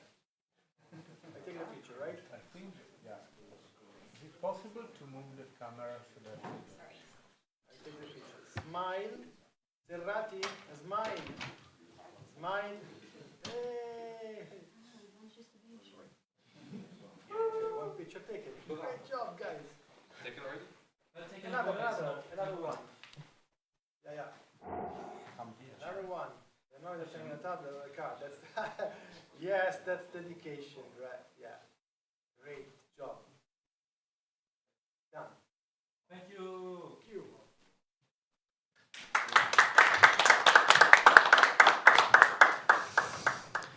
Okay, and now the council meeting, the 20th council meeting, is formally closed. Woo! Thank you again, guys.